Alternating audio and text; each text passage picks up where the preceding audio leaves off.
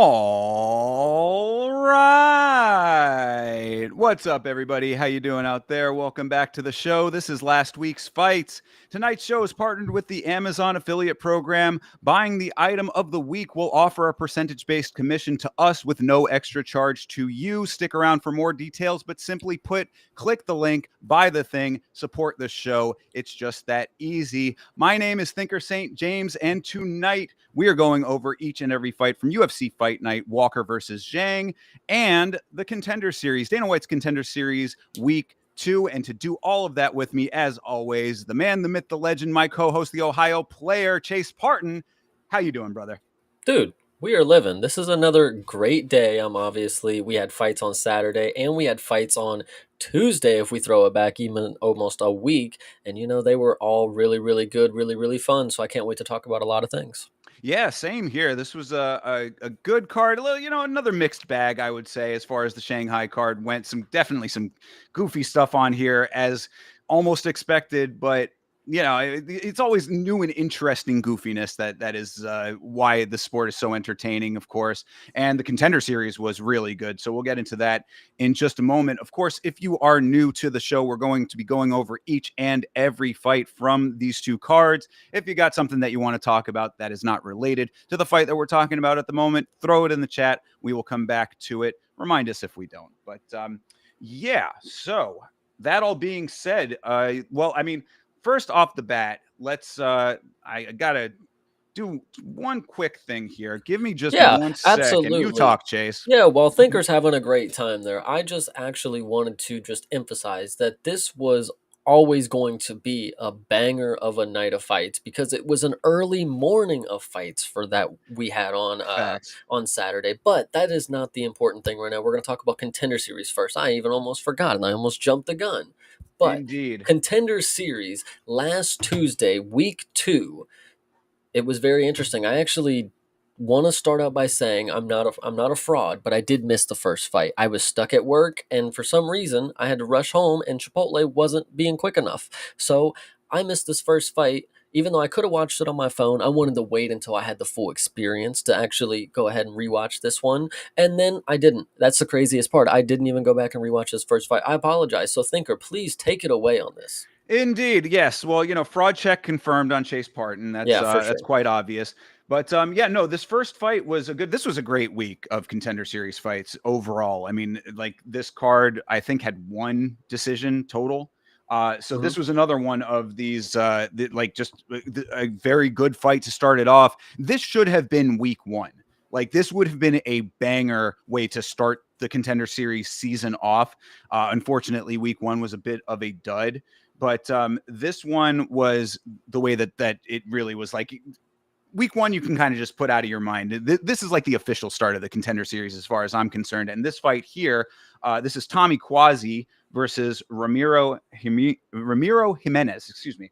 And yet Jimenez, beastly. I was very impressed with this guy. His striking was fantastic. His movement was really good. He's Mexican boxer style, I would say, real quick on his feet, fast hands kind of situation, but doing all of those things really nicely. And Quasi just couldn't keep up. That's basically what it came down to. Well, I was really hoping to have time to be able to watch a little bit of this fight. I didn't expect him to throw a guy who's going to obviously finish in the first round against somebody who's a plumber or something like that. Tommy, I don't know what happened here, but I did see the clip and I thought it looked a little early from just the perspective of the finish.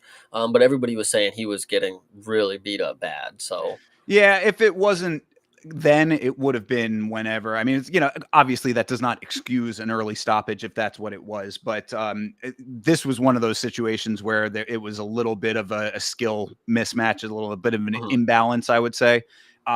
Quasi was trying. I mean, he was out Yep. there like trying to make things happen, but it was like one of those deals that anytime that he would have a little bit of traction, it would just immediately go the other way. And it was very quick too. I mean, 2 minutes 53 seconds into the first round, this thing was over. So it really Quasi didn't, like, it was one of those types of deals. And this is why the Contender Series is so great in general, is that if you are a quick starter, then you have an instant leg up, because a lot of times these guys, bright lights, they're newer to the game, whatever the circumstances might be, like you establish dominance early, you can essentially finish, you can write your own ticket. Yeah.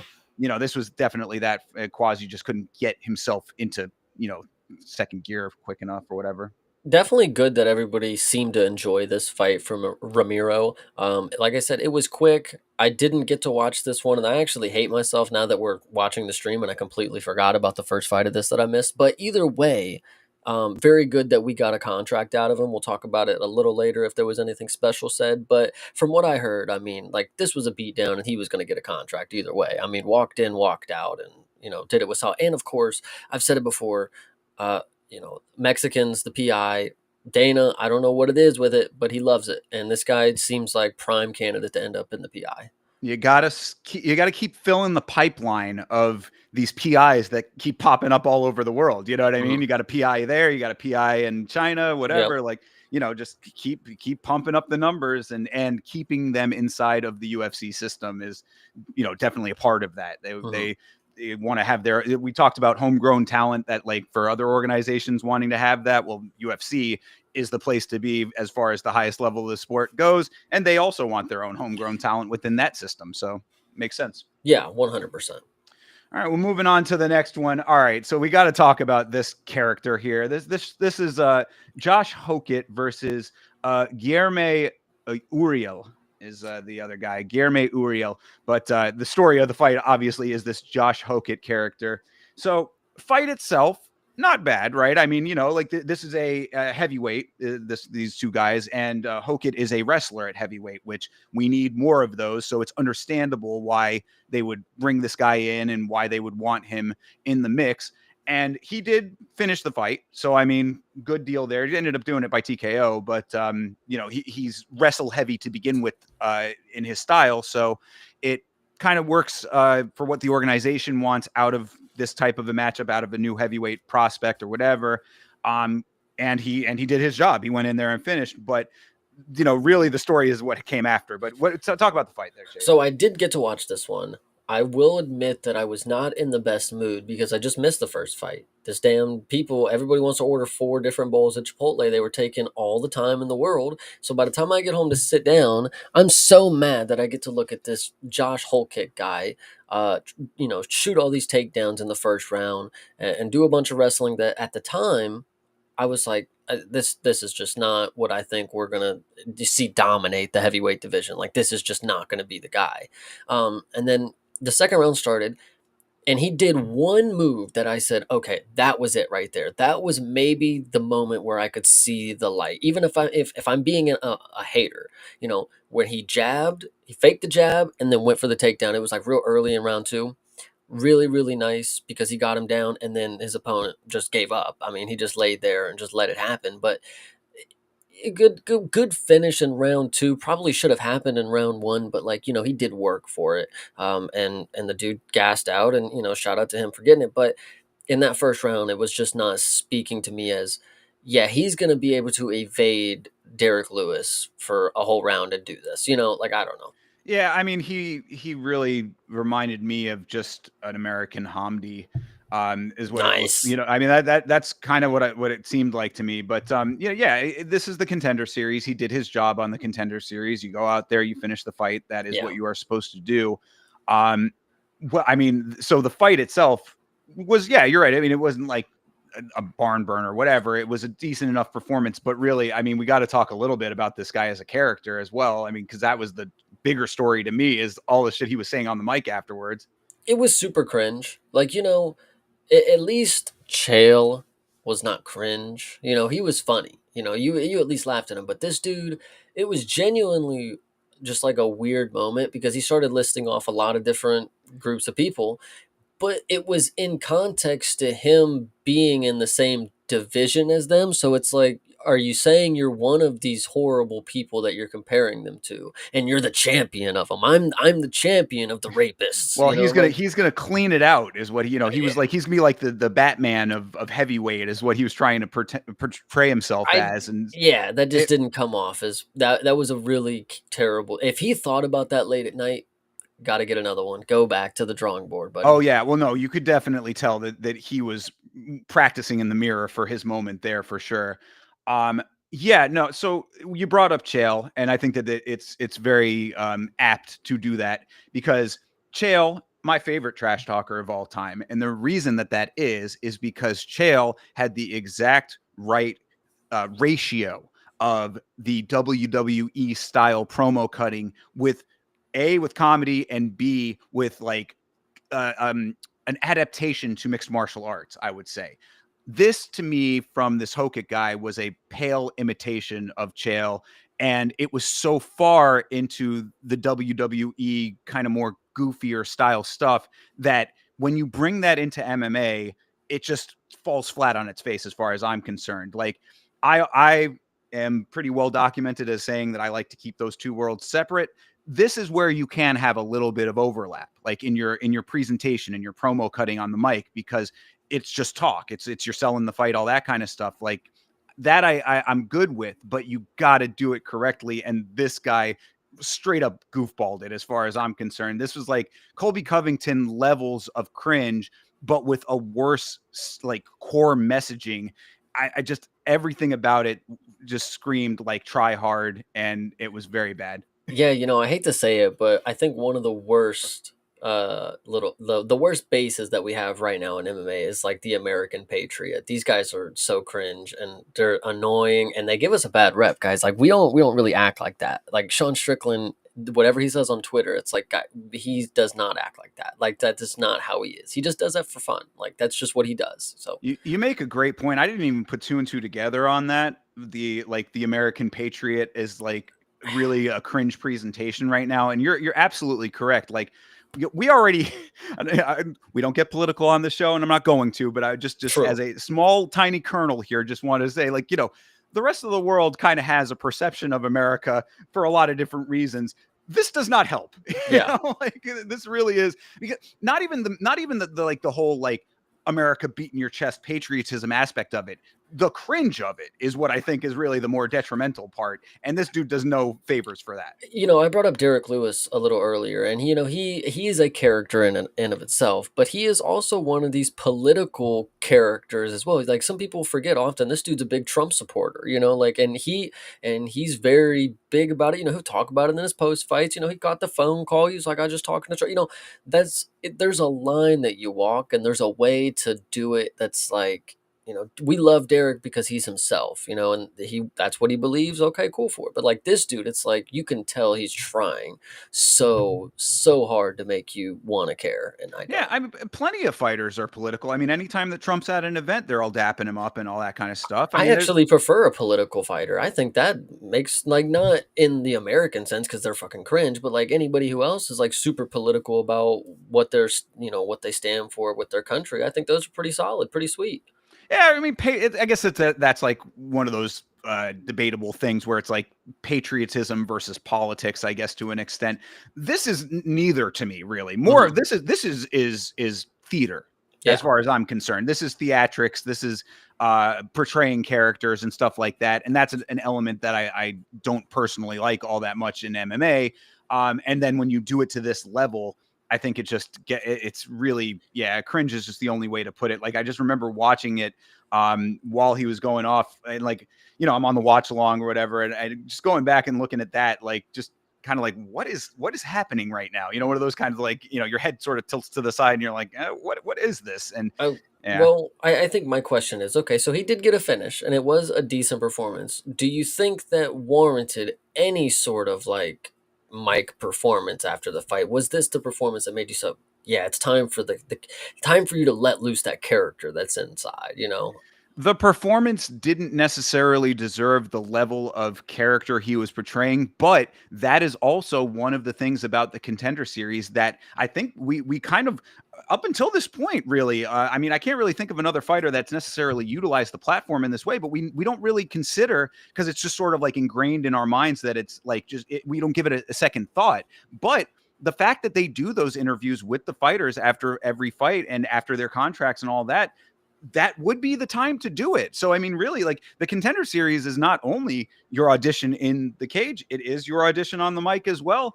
I guess at least give the guy credit for going for it as hard as he did, for that. So for that all, I guess maybe I'm rethinking just a little bit, because it is, I mean, they specifically interview every fighter for that reason. This is your time to be on the mic and do whatever you want. So there you go, I guess. But still, cringe as fuck, though, is my I final assessment. I actually dig the way that you're looking at it because it is really that you have your in ring tryout, and you got your promo tryout. I mean, if you make 2 and 2 work, I mean, they instantly throw you into the pay per view. I mean, look at Malcolm Wellmaker. I mean, and I think that's actually, I know it's maybe not what they were going for, but deep down, I think that's a psychological thing with it. Is like you give them a chance to be lovable, and then you sit and stew on it, and then when you see them again, the crowd goes crazy because the camera's on them, and then they get the contract, and then it's like, wow, when can we see him next? And it's like, boom, 2 weeks, 3 months, whatever you want to say. So I'm very glad you brought up Malcolm Wellmaker. Like, you got two wolves inside of you, future fighters. You can either go the Malcolm Wellmaker route or you can go the Josh Hokett route. Always choose the Wellmaker route because yeah, that kid he's an upstanding individual. I've seen a number of things online about the stuff that he's doing outside of the sport. Seems like a really really solid individual, like just a good human being on top of everything. And then he's knocking people out and getting the job done. That's a perfectly acceptable route. This guy over here took the I'm going to be the character. Shout out to TJF saying that the character is so forced. Yes, exactly. An imposition that you are putting on the audience to listen to this shit. Because think about it this way too, right? Like, I thought that it was very cringe, right? Had he not done that, I could have had a completely different perception of this guy. Like, I could be like, damn, Hokett, that might be the next guy up. Like, that might be my new guy. That might be my new heavyweight. Not off of this performance necessarily, but it could no, have been, I get what you're saying. I mean, this just makes people want to hate you. Like people just aren't gonna like they. And what's crazy is about business and about entertainment is that's also a good thing. Like we Right. all are gonna want to see Mario Pinto put this dude on his back, but like, is that gonna happen? Who knows? Maybe he's actually gonna be very good. So be be interested by the level that this guy will go to be in the spotlight. Like he knew this was his one chance, and like what could I say that's gonna shock the world? And that was what he got. And some people don't need to do that. Some people can just some people are real killers, and they go out there and they just speak random gibberish that I don't even understand, and it's like, whoa, shit, like, okay, good deal, like, and then they go on. So I don't know. Uran Satabaldiev needed two translators to get his message out in English, and he did his damn jobs. That's You're what I'm exactly saying. right. It's like, yeah, it's like just come out and look mysterious. That's an easy character to play. I mean, you don't have to go over the top. I mean, Hokik, you're a pretty big dude and a wrestler. That probably would have been good enough. Like, wow, he's a heavyweight wrestler. But like now he's just the annoying cringe guy. But either way. Right. But yeah, exactly. But yeah, right. On the other side of the coin, we did just talk about him way more than we talked about Ramiro over here, who got a beautiful knockout and a great Yeah, performance. So, shout out Ramiro. Literally, I'm sorry, dude. I'm my bad, and bro. it's When not you about get no, into the no, league, I get yeah. you. It's not about him or any of the other fighters. I mean, Josh Hokett, he commanded this amount of conversation out of us. So, like, again, job well done. I understand being a heel. I get all of this. I get the pro wrestling side of all of this, and there is something to be said about keeping attention via that. Mhm. But like, again, there is a better way to do it, in my estimation, when it comes to this sport. If you want to be a pro wrestler, go pro wrestle. Then you Yeah. don't have to worry about actually knocking people out. How about that? I mean, like, what a great idea that is. You get to have a predetermined outcome to your matches there. You don't have to actually put the effort in to get a win. Yeah, hate to break it to you, a lot of these people they couldn't handle pro wrestling. The scheduling, nah. The travel, no, no. You Yeah, know how many people miss a day of work a year? These guys would never handle it. Get out of here. Either way. true, true. Well, whatever the case may be, shout out to Josh Hokett for getting this amount of conversation out of us and for winning his fight. We'll see how he does in the organization. All right, Louis Lee Scott. I got 17 minutes to beat, so we will talk about you in length, buddy. Let's go. Sure. All right. So this is was it Kaushik Saikumar? Yes, Kaushik Saikumar versus Lewis Lee Scott.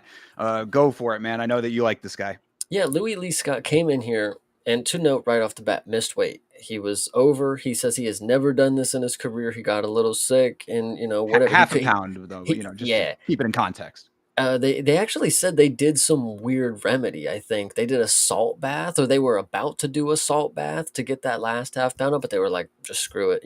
But either way, Louis Lee Scott comes in here, at bantamweight as a Muay Thai guy, which you find out very, very soon because this dude puts the pause immediately on Saikumar. Saikumar actually, has some moments where he shoots for fucking heel hooks all throughout the fight. Like that's literally his fucking go-to. He's being trained by Ryan Hall. What do you expect? And it's funny when Ryan Hall walks out with somebody, you literally say, is he gonna heel hook him like all fight? Like, and then they go out there and they heel hook him all fight. Like it's ridiculously ineffective. Because one, you just don't score anything. Like as you see, Sycamore has 0 for 1 on takedowns, but like they got to the mat like 3 or 4 times off the heel hook kind of deal. So you don't score anything. You don't effectively get the position or submission. There were times where he could have gotten into a calf slicer, but Louis Lee Scott just maneuvered out of it and then kept the top position. Sycamore, I think he was failed by coaching. Not gonna lie, the Ryan Hall is not the game plan. And then what I also would like to say in Sycamore, I thought his grappling was decent enough when he actually got a hold of him that like, okay, he can control, got the back, I think at one point, whatever you want to say. Louis Lee Scott actually like pulled him off. It was a really good scramble. But going for the heel hooks really screwed him over. And then late into the third, he was just getting butchered by Louis Lee. Louis Lee Scott was dominating him, mixing up every strikes. And we'll talk about the main event here in a little bit. I thought Louis Lee Scott mixed up his strikes, was more creative than anybody on this card. Like this is a masterclass when it comes to kicking the legs, stomach, elbows, strikes, hooks, uppercut. Like he was literally doing everything. And just when it was crazy to see because there was no pattern to his striking. Like he genuinely was throwing a different strike after every strike. And it was just really good to see. And then Sycamore, unfortunately, folds in the third. And it's not even that he gets, he got hurt to the body. Yes, he was hurt. And, this is where, listen, if you want to be a fighter, these are the moments that you really got to push through it. If the body's not shutting down, you better fight, you better go. I better see it. I better see the will to want to be in the game. If you're at the Contender Series, like these are the best of the best as of right now. So Sycamore, you were toe to toe with him. You were losing, but like you were about to go to the bell, which an Indian male fighter hasn't done in 3 fights now, actually. Sorry. And the crazy part is they do themselves no favor, and this is what makes me so mad is because if they could just finish to the bell, if they could get to the bell instead of what I will explain they do, they would get so much respect. Like they would actually get respect from people like, well, at least they made it to the bell. Like, well, they didn't get finished. Like they actually were, but the way they get finished is just so unsettling because like they're not getting okay. And Shujabli aside, Maman and Sai Kumar, Maman from Tough and Sai Kumar from Contender Series just now, like they stand there and they give the impression where it's like the stop hitting me pose. And then it's like, and then they have the second thought of like, oh, I can't do that, but then they get blasted to the fucking ground, and it's like, dude, like, you can't do the cowering pose, like you can't wave them off, like the timeout time.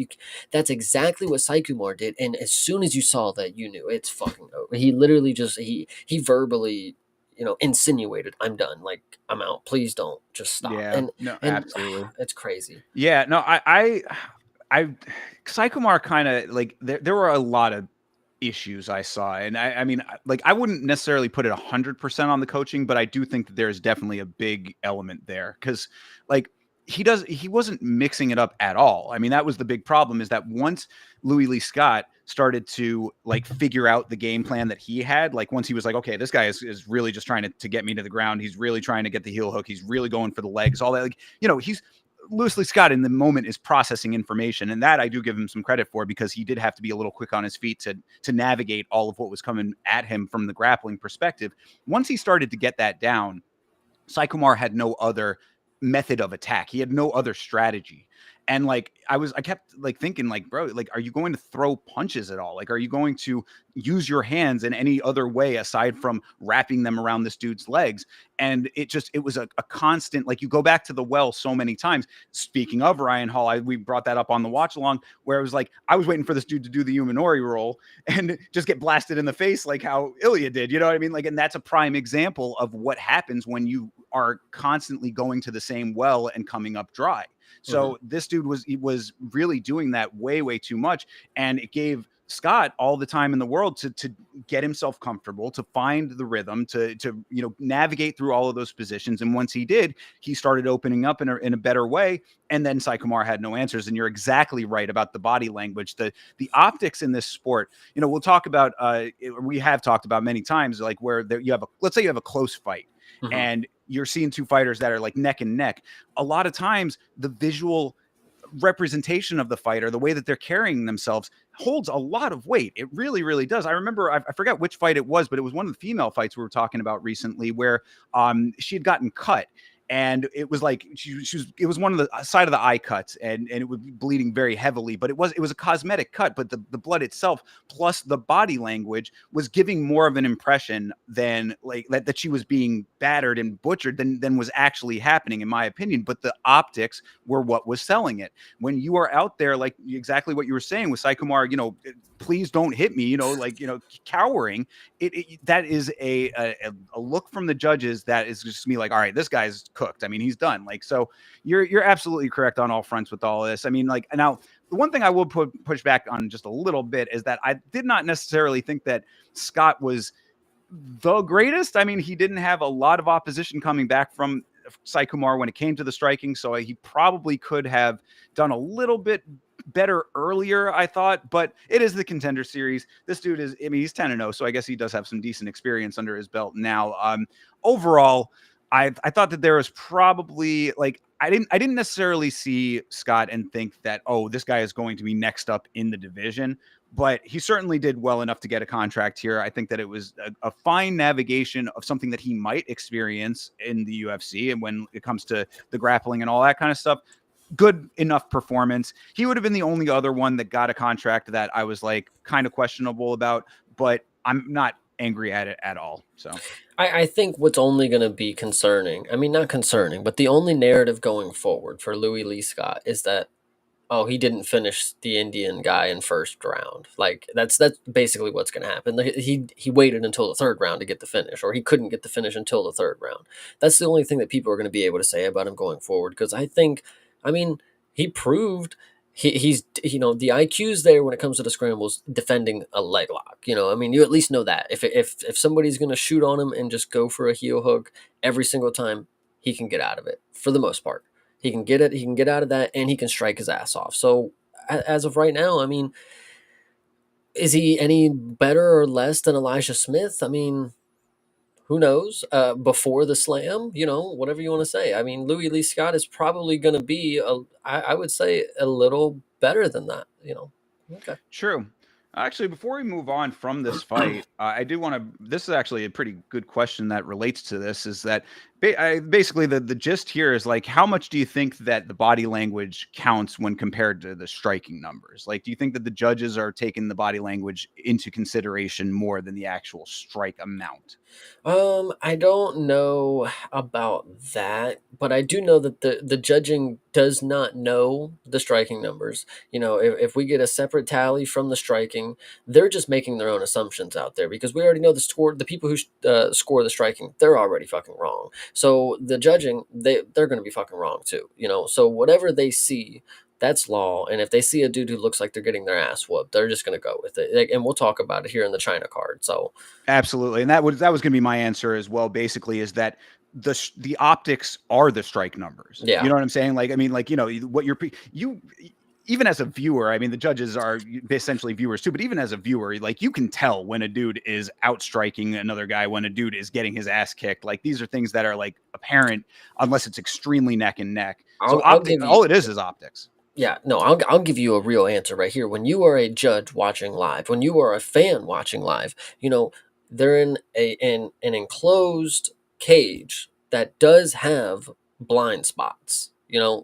Judging could clearly not see a shot if it lands or not, if they're behind the fucking podium part of it, or the cameraman's big ass is standing in front of them, whatever you want to say. I mean, who knows how they're able to see how clear a shot is landing? Like, do you think that they're in the skybox and they have binoculars watching down on them? I don't know. I don't think that they're able to get, I think we have the best seat in the house at home, to be honest with you. But like, do the judges see what we're seeing? Probably not, because they're there's so many things going on. But what if the judge is ADHD, dude? Like the dude's getting popcorn over here, and then now there's a Pepsi product over there. What is this dude doing with his life? Who knows? And Right.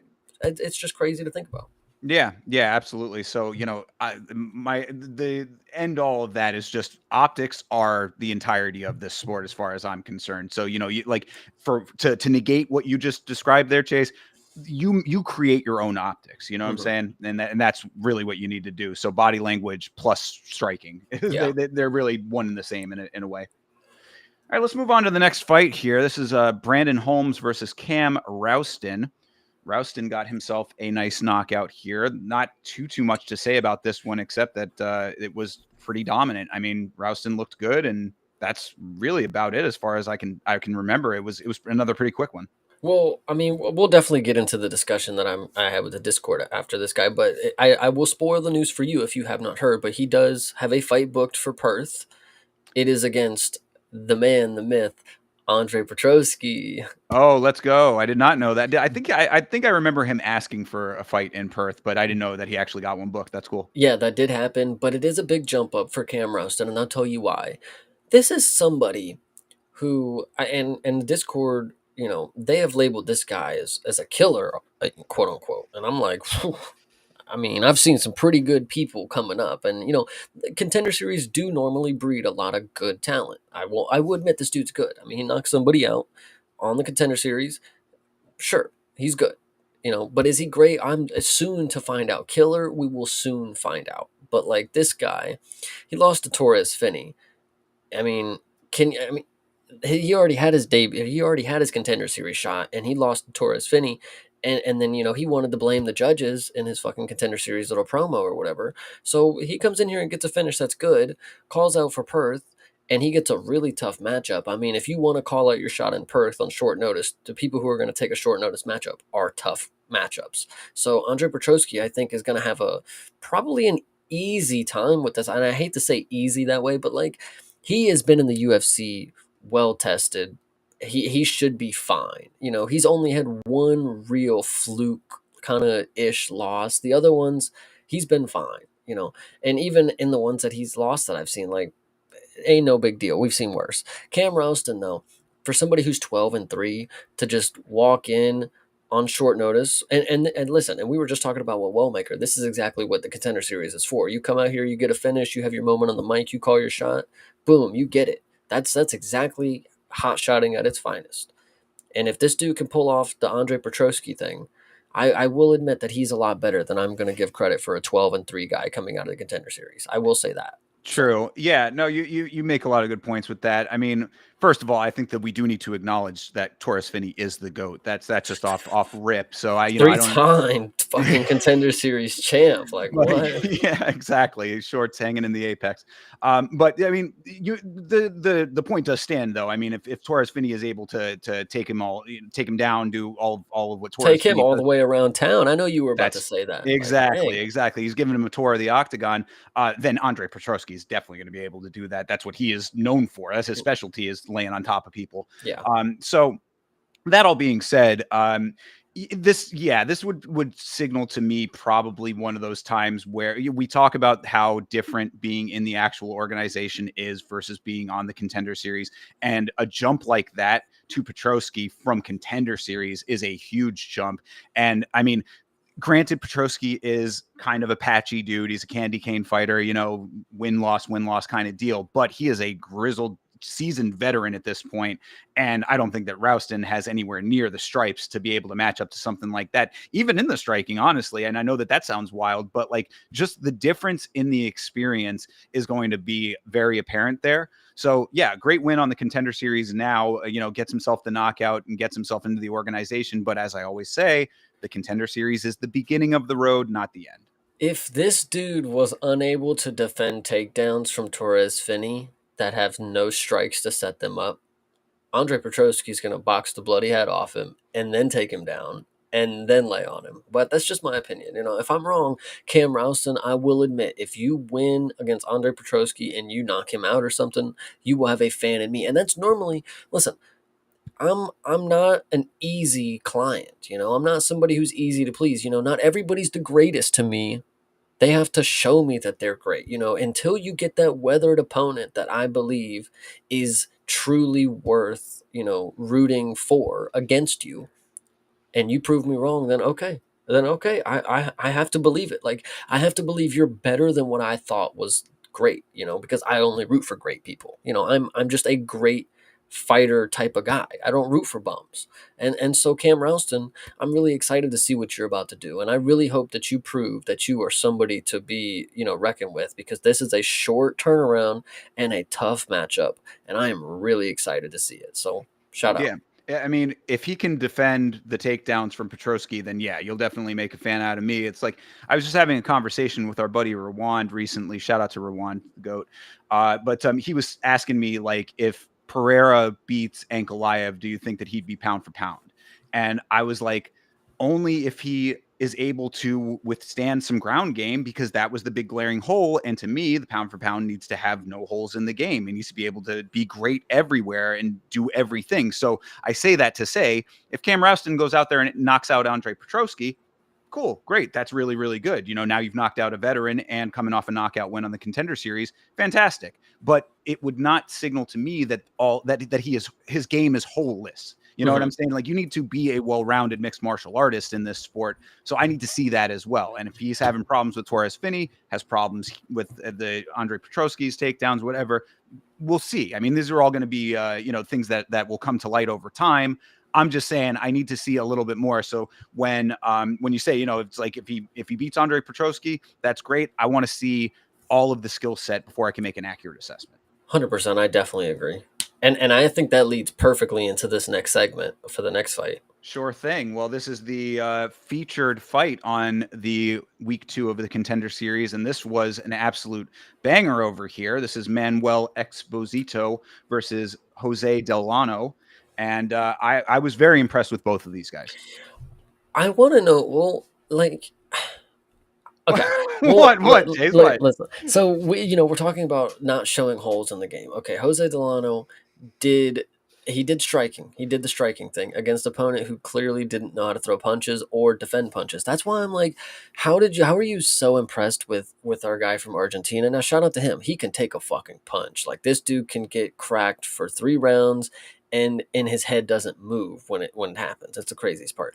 But in no way did he have a chance here. Like, this was another one of those, they matched up 2 different levels of skill here. Like, this guy is just on another level of striking.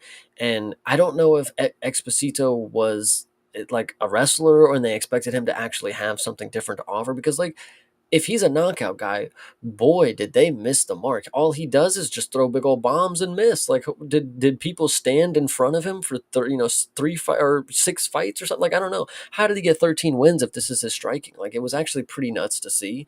And the fact that he didn't go down was pretty nuts. I mean, he did show some pretty big heart. He was getting fucked up, but Jose Delano didn't show me that he could defend a takedown, if he knows, how to throw a submission up, or he knows how to defend if somebody walks him down, things like these. This isn't the performance that I was going to see it, but I'm just saying, I don't know if those things are in his game, because all I can see is him throw punches at a guy that doesn't know how to do anything back. Well, he did get clinched up a couple of times and was able to fight that off. So I mean, Fair. there Okay. is that aspect of it for Delano. But Okay, we got clinch striking and striking. I'll give it to you. Okay. well, I would class that as takedown defense to an Okay, extent. fair. I mean, it wasn't like he was going for like the double leg and got around his waist or anything, but he was at least able to stay on his feet when there were attempts there. I mean, and obviously, I mean, there were 2, so he did have to get back up at a couple times, So, but either way, I mean, I think that what was impressive to me was the movement of Delano. I thought that he was really, I felt, just outmaneuvering a lot of the time, and that Exposito just wasn't able to get the striking off that he might have otherwise had. Like, he definitely did not seem like the fastest competitor, Exposito, and Delano, I think, was using that to his advantage. That's fine to me. I mean, like, that's a fine way to navigate if that's where your strengths lie. Like, if you can be the faster fighter and get out of the way of the shots, then that always I thought very impressive there. Exposito was definitely taking a good amount of shots. The one thing that I kept saying over and over on the watch along for this was that I just felt that Delano did not have a lot of power in his hands. That would be the detriment to me, because I think that once you get a little bit more evenly matched with some of the fighters that you're going to be facing in the division when you're in the organization, the power is going to be a big differentiator. Like, the speed is going to be almost even, I would think, with a lot of the fighters that you're going to be going up against, and you're going to have to be more powerful at that point. But yeah, as far as Exposito goes, like I was impressed with the fact that he was able to keep going forward, because that to me was what was standing out. Was you could definitely tell that the guy has heart. And how many times have we seen, bro? We were just literally talking last week about the guy who fought Hamzat's little buddy there and just folded to one kick. You know what I'm saying? So it's like at least I was seeing a fighter that wanted to win. He was not backing down, and that's where like the power differential came into play, because it's like he was walking forward. Yo, punch me again, dude. I'm gonna take the shots. Like, I will try my hardest. So I was at least impressed with that, even if the hands weren't there. I 100% agree with all that. I'm excited to see what is next for a lot of these people. This was the first week of the year that we got 5 contracts signed. And so shout out to everybody who's going to be in the UFC here soon. Hopefully you understand that this is your opportunity. Don't sit back and sit on a contract waiting for the perfect fight. Get your ass in the cage, get that opponent, and go win some goddamn fights, because I'm ready to see some knockouts. Same. Absolutely. So this was a good one. And of course, we will both be on to watch the Contender Series when that comes back around. And that is tomorrow. So Hell be yeah. aware. Hell yeah. All right. Well, before we move on to the big deal of the evening, the Shanghai card, Chase, what's up? I wanted to give everybody a shout real quick. If you are listening to the stream right now, I want you to be known that there is a link in the description for the item of the week, and it is going to help you going forward in the sport. It is called Mixed Martial Arts for Dummies. Everybody, this is the item that you should be clicking on right now to show a lot of support for the channel and make sure that you know that Frank Shamrock. It wasn't Ken, it was Frank Shamrock. That is the author of this, and he obviously is going to give you guys great pointers on what not to think when you're watching some of these fights, and we're going to get into a lot of things that you shouldn't be thinking. So I wanted to drop that little tidbit, and shout out to Amazon for sponsoring this portion of the fucking live stream. And by the way, before I end this and before we get into the card, I wanted to let Yama lead you guys into a little tidbit on the video that he just dropped a little bit ago. Go talk about that. Sure. Well, yeah, just to finish this up real quick. Yeah, if you click the link, there's no extra charge. It's just a pass through. You click, you buy this item. We get a little bit on the back end. No extra charge to you. So support the show. Easy way to do it. Yeah. That being said, let's go back over here. And there was a mention earlier in the chat. Shout out to Beeb always, who was asking about the situation with Raja Jackson. And a couple people were talking about that. Also, Sigma brought that up as well. Shout out to everybody who's hanging out with us live. Appreciate all you guys. I really, put a video out about it, gave my thoughts about it. There is a more definitive video that I have found that has a little bit of extra footage in there. And I'm hoping that within the next couple of days, I can get a reaction video out going over that video, because it does add a little bit more context. Obviously a terrible situation. I go into all of the details that I had at the time in the video that I made. A little bit of extra context maybe coming a little bit later in the week, so keep an eye out for that. Chase, I mean, we haven't talked about it on stream at all. Did you have any thoughts you wanted to add to that whole conversation? No, I actually think a lot of the opinions that I share are in the latest video that Yama has posted. If you really want to hear a lot of things that I probably would agree with publicly, you should go watch the video that Yama has out. I share a lot of opinions with it. Appreciate that. And yeah, I mean, it's really, honestly, I don't even want to bring the vibe of this stream down by going into it, because it's such a horrible, honestly, a legitimate tragedy in my opinion. And there's a lot of reasons for it. And again, I don't mean to keep teasing the upcoming stream, but I do, if you watch the video that I did, I really do recommend that you at least catch the VOD or try to catch the stream live, because I think that some of the additional context that I'm going to have from this other video that we're going to be watching adds a lot of greater surrounding elements to why all of this took place. So we'll leave it at that, and we can move on to this card. Yeah, absolutely. I didn't want to throw the whole wrench in the mud, but I did want to give you a shout out on the video, and obviously people were asking about it. So, if you are curious, again, one more time, make sure to watch the latest video that Yama put out on the Raha situation. Appreciate that. Absolutely. All right. Well, let's get into the meat and potatoes over here. This is UFC Fight Night. Walker versus Zhang. This took place in Shanghai, China at the Shanghai Indoor Stadium. Off rip, I love the fact that the Shanghai Indoor Stadium is just called that. We are in an era and a time where the sponsorships are, we've got The BBC arena. Exactly. I mean, so like I up there on my big shelf of DVDs, one of my favorite movies is a movie called Basketball. And if you have never seen Basketball, highly recommend. One of the funniest movies of all time, in my opinion. But they make a joke in there that you've got like the Preparation H Arena and the Tampax Arena, Tampax Stadium, all this kind of stuff. China, it's the Shanghai Indoor Stadium. Where is it? It's in Shanghai. What is it? It's an indoor stadium. Nice. End of story. Get out of here. Yeah, no, I actually loved it too. I was explaining, because I go into my real life and I talk to people about fights and the experience, because these are different cultures and different regions. Like, the arenas are not just made for the everyday event where they put up a cage in the middle of it. No, this is an arena where the middle of the fucking thing is. It just feels different. I don't know, guys. It's hard to explain. Like, when the opening shot, you could see like this is a place to watch fights. Like, this is not a fucking indoor volleyball arena. Like, I don't know. It's just, it was massive, by the way. Like, yes. it went, like, you saw the crowd shots, man. It goes up so far. I was like, man, these guys are really packing it in. And of course, you and I just did our review of the Smashing Machine, and obviously China and Japan, two different countries, of course. But what stood out to me from the crowd elements of Smashing Machine was just how many people they pack in and what the interest in the sport is. So it was really nice to see that from the Chinese crowd as well. Hydra just brought up the best question, of course, with pertaining to the crowd. The crowd was awesome, and it wasn't because they were like booing when they needed to be, but like they were bringing the energy. Like, when the fight was high up on their guy, they were up. When it was down, they weren't up. They were crickets. Like, there was nobody supporting the outsider, whatever you want to say. And like that, it's a cool vibe when you can feel that everybody who's there is like actually engaged in what's happening. Like, it's like there's like a sound wave going on, and you can just feel the energy. Even at home, you could just feel the crowd going crazy. So, Well, yeah, the one thing with that was interesting to me was obviously culturally, China is they're a little bit more regimented. They're not as loose. They're not, a little bit more. I would say.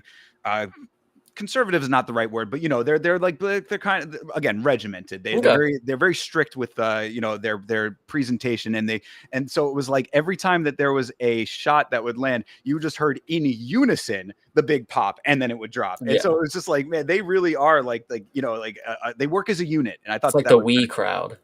Yeah, right. Yeah, exactly. Just up, down, up, down. Yeah, exactly. So that was very, very neat. Yeah, I thought the crowd was great. I thought that the vibe was really cool. And as you had mentioned at the start of the stream, it was early in the morning for us. This was a fine card to get up at 3 o'clock in the morning for.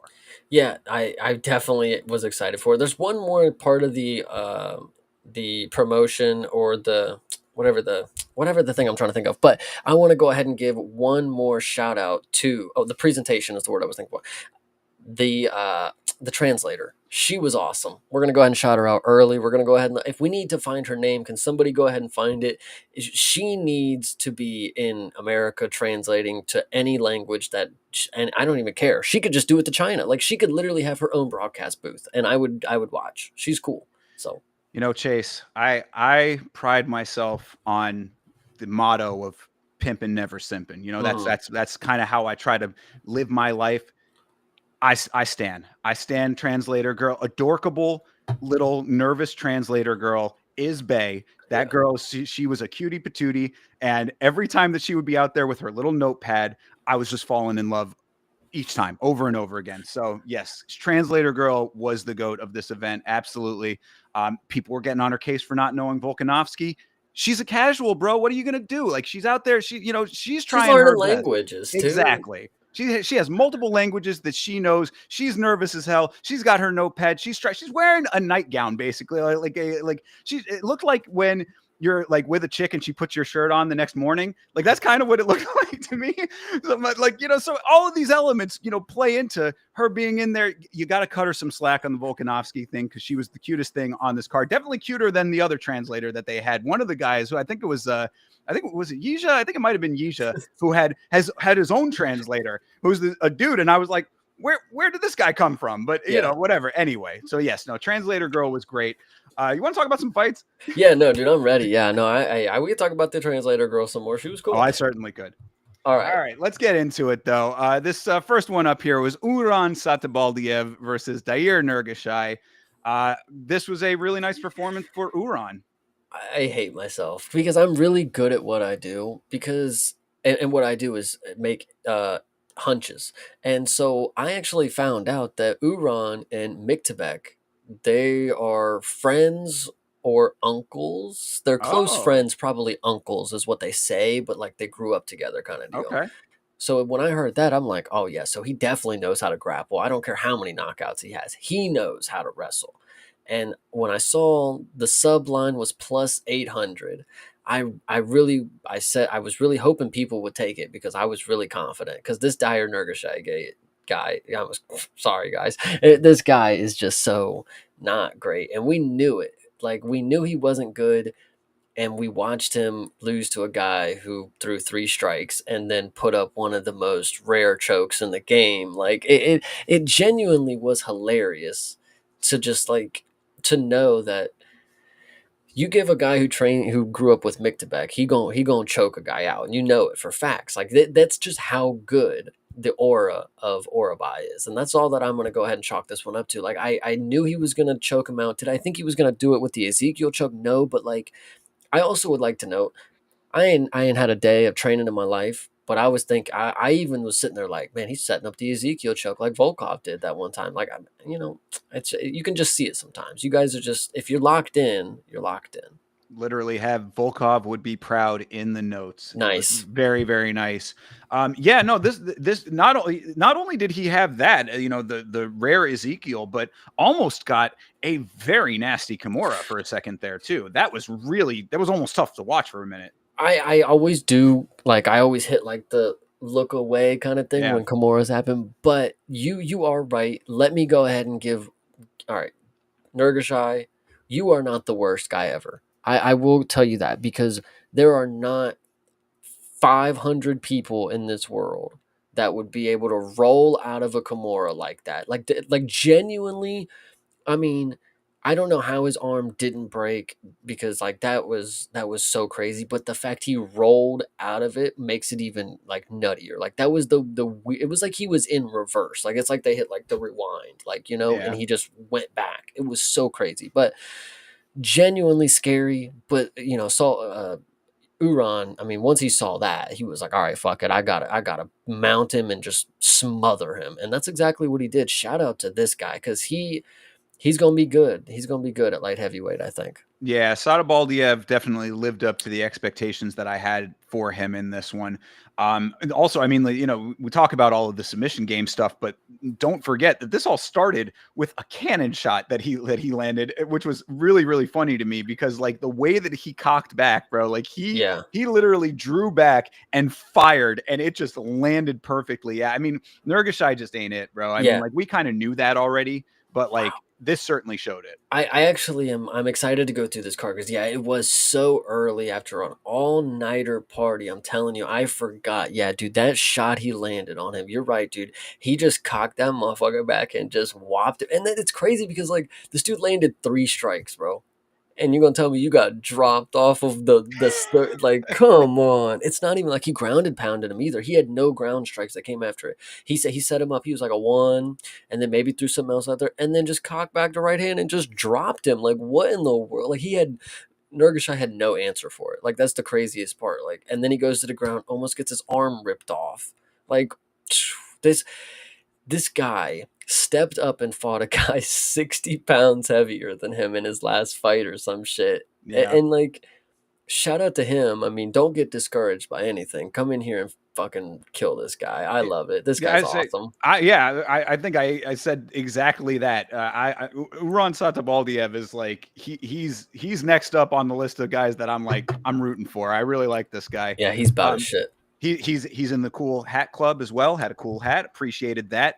And also, this was our first instance of dueling translators because we had Russian translator and Chinese translator. And I did wanted to give a quick shout out to the Russian translator guy, the bald dude. He never gets as much love. You know, I likened it to Bruce Buffer and Martinez because like Buff obviously is the man, but Joe Martinez is a perfectly fine announcer as well. But it's like, you know, their levels. So Fabiano gets a lot of shine off of his translation, but I don't even know bald translator dude's name. I got to find out the guy's name so I can shout him out properly. But yeah, you know, big shout out to that dude as well. And shout out to Uran Sadabaldiev for getting the job done because he really went out there and did the damn thing.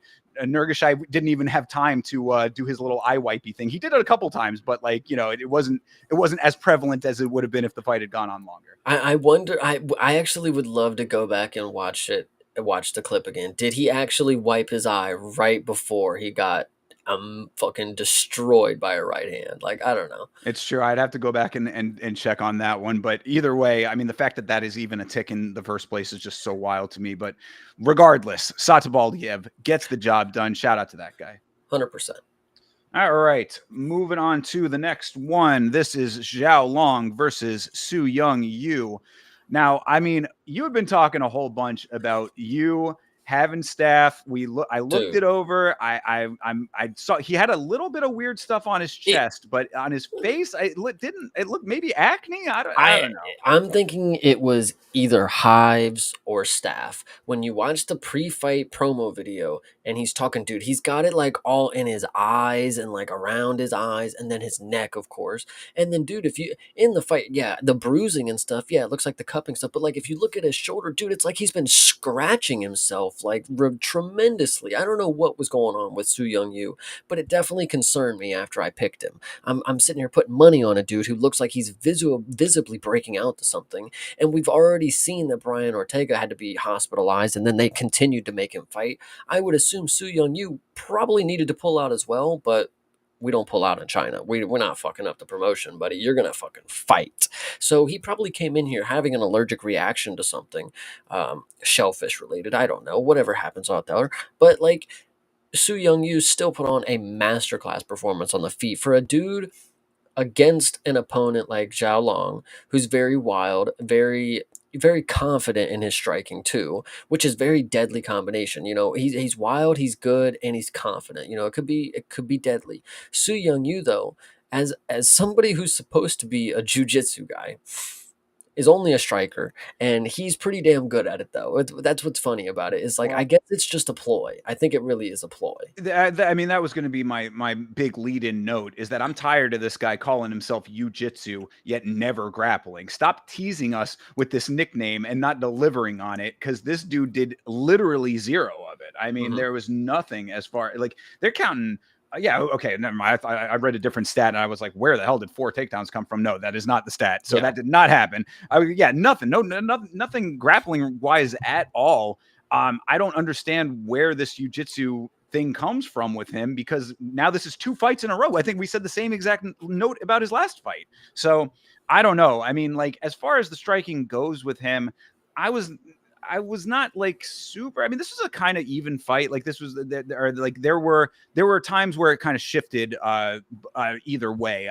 I remember. I mean, like I thought that it was a little bit of a robbery, honestly. Like I mean, it's a petty theft. That it was what I thought. Because I gave Zhao Long 2 of those rounds. See, and this is what's crazy because we're going to talk about another fight later. Is I genuinely think Su Young Yu won this. Like, I mean, that this was no like me and a leader talking, and you know, every time after fight, he's like, "Dude, I think Zhao Long won that first round." And like, I'm sitting here very confident, like, "Oh no, you know, Su Young Yu won that first round." Second round happens, he comes in, he's like, "Zhao Long probably won that second round as well." I'm like, Not a chance. No, second round was definitely Su Young Yu. Third round, I'll give it to you. I'll give Zhao Long the third round, if anything. But in my opinion, Su Young Yu was clear cut the favorite until he started to gas out towards the end. But he was really cooking him on the feet. He was too evasive. He was too locked into the moment. Zhao Long really did, like, look, 229 strikes thrown and he only landed 81 of them. Like, I mean, Su Young Yu on paper, from what the judges and the score and the stat keepers are looking at, I mean, he was really locked the fuck in on defense, and shout out to him. I mean, he, I think it was a good performance, and we'll talk about another one later that maybe is the same type of performance where it's close and you could be on either one. But yeah, I had money on Su Young Yu, and that's how it goes. Yeah, that's my boy, and he won. Yeah, I mean, I also picked him and worked out, so I was good with that, but I was a little skeptical. I thought it was 1-1 going into the third. I gave you the second round. It really didn't start turning up until the third round. I mean, like Hmm.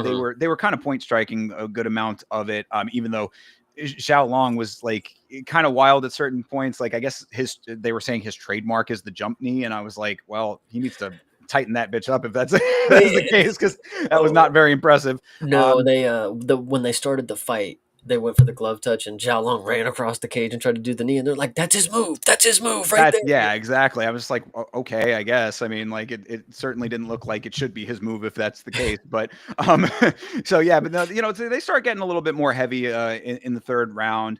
I thought that Zhao Long landed the better strikes in that round, but I was kind of impressed with the elbow spam at the end. Now, granted, it is not strategically savvy, so keep that in mind. The elbow spam is gonna, for a different fighter, is gonna people will be throwing overhand looping shots right over that all day long. But it was certainly entertaining. These guys, they did the Max Holloway for the entire last minute of the fight. That was pretty funny. It's like Yeah, they had so much time on the clock. I don't think they realized it, but like they went for it, and Zhao Long is doing like his little like his little moves, and then Su Young Yu is obviously throwing back, but they went on for so long.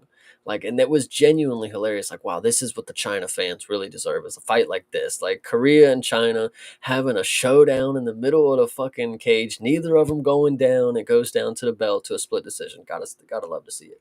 yeah, true. So, I mean, like I said, I didn't agree with the decision on this one, but it was close. I mean, this is petty theft at best as far as like the optics of it to me, because it was definitely closer than it should have been. Like somebody should have pulled ahead a little bit more to make this more definitive, in my opinion. Hmm. But it is what it is. I just thought it was kind of interesting if like the hometown goes in the wrong direction. It almost feels like they're trying to play like the "we're not biased" card a little bit, but I don't know if that's necessarily what this was. I'm not super upset by it not going the way that I thought that it went. Like I said, I picked you to win the fight anyway, so like it worked out in my favor. But just being unbiased, I thought that it was maybe a little bit wrong. But either way, one other thing to note though, before we move on, is did you catch that instance? They did the picture in picture of Zhao Long's corner man between rounds, literally picking him up and carrying him to the corner. Well, listen. I have another thing that we'll add on the end of this too, Okay, but sure. I showed you the clip in Thailand where they were picking the females up and carrying them to the corner. It's a thing. I don't know. It's science. I don't know, man. I Saves think their that energy. I think I literally had mentioned that on the watch along. I'm like, we were just talking about this, me and Chase. But yeah, it was that was an interesting thing. I had not seen that before. But one thing I also wanted to mention with that, and then I'll let you get your point Yep. out. And we can move on here. But uh, Li Jinliang was on the Chinese commentary, and they kept saying that he was cornering the Chinese fighters. Um, what the reason I bring that up here is because that's where they picked up Zhao Long from. Was he was in front of Li Jingliang getting advice, and he got picked up and brought to his side of the cage. This should not happen. This is something that I do actually kind of have a little bit of a hard stance on. Like, it should not be allowed that there is like American commentary should not be doing that. No commentary should be in there giving advice to the fighters. Like that's to me an overstep and kind of a conflict of interest sort of thing. I would not be okay with that. If I was Si Young Yu, I would that would be something that after the fight I would probably have something to say about, because I like that you should not be getting an extra boost because you're in your home country. I kind of agree with that. Yeah, no, I definitely agree with that. That is kind of weird. I guess I didn't really put two and two together on that. I don't know. I'll have to think about that. What I really feel about that. Interesting. But the one thing last that I wanted to note is when you know how they do the side by side when they're announcing the fights. You know when they're announcing the winner or whatever. Yeah. If you watch them announce Su Young Yu, you will watch Xiao Long look like the world has just beat the fuck out of him, bro. Like, dude, he's standing there and they keep the camera on him so long and he's so he's like, what do you like? Really? Like he's about to cry, dude. It was the craziest thing ever. I felt so bad. I'm like, wow, I'm glad I won money, but damn, he looked like he lost everything. Like, It's funny that you do mention that because you've mentioned things like that in the past, and like I don't always pick up on that, but this time I did, and I was just like, oh man, soul sucking. That would have been a perfect one for somebody to do, like how people do those fighter edits or whatever on like Instagram. It would be perfect because that is how could this happen to yeah, me? Like yeah, that's definitely one of those like right there. yeah. Yeah, that it certainly was unfortunate. I kind of feel him though. Like I said, I thought he Dude, won the fight. So well, and this is somebody that like when you're watching the sport, like he just came in from the road to the UFC. He put on a great performance, and he comes in here and puts on another good performance. But like you just know that he cares. Like he really cares about this shit. Like that broke his fucking heart, bro. Like he didn't win in front of his home country. Like I mean, what else is there for him? Like yeah. so Yeah, I get it. I do get it. But shout out to him though, because it was a competitive fight. And so, for you were sure. like what you were talking about with the Indian fighter from the Contender Series. Like this is one of those ones where it's like both guys get to the bell. It's like, you really can't fault either of these guys as far as like their effort goes. Yeah, They definitely neither of them have anything to be ashamed of, I would say. 100%. All right, moving forward here. Speaking of something to be I ashamed of, mean, bro, let's get into it. Yija versus Weston Wilson. Now, coming into this fight, we're on the watch along. Shout out to everybody who was up early on the watch along. It was a really fun one. Hydra in the chat was one of those people. Appreciate you. But yeah, so we're talking about Weston Wilson coming in this, and I was saying like, man, Weston Wilson is just a bit of an aura vacuum. He's like he might be a legitimate NPC of this sport. And I'm sure he's a nice guy. This is not a personal statement. There's nothing to do with him as a human being. But like commentary had said that Weston Wilson asked for this fight specifically. He wanted to be here and he wanted to fight Yija. I said, why did Weston Wilson fly all the way to China for this? What? Explain this to me, Chase. You got to know more than I do. there's nothing more to know. I mean, I genuinely don't get it. I mean, if this is how you're gonna perform, Weston Wilson, you could have let Jekka Sergey knock you out, dude. There was no reason for you to submit him in the first round. That was just unfortunate for Jekka. But like Yiza, he had no fucking problem walking in there and beating the shit out of Weston Wilson. And Weston Wilson, unfortunately, doesn't know how to do anything. He literally just doesn't know how to block, doesn't know how to strike, doesn't know how to shoot when he's in danger.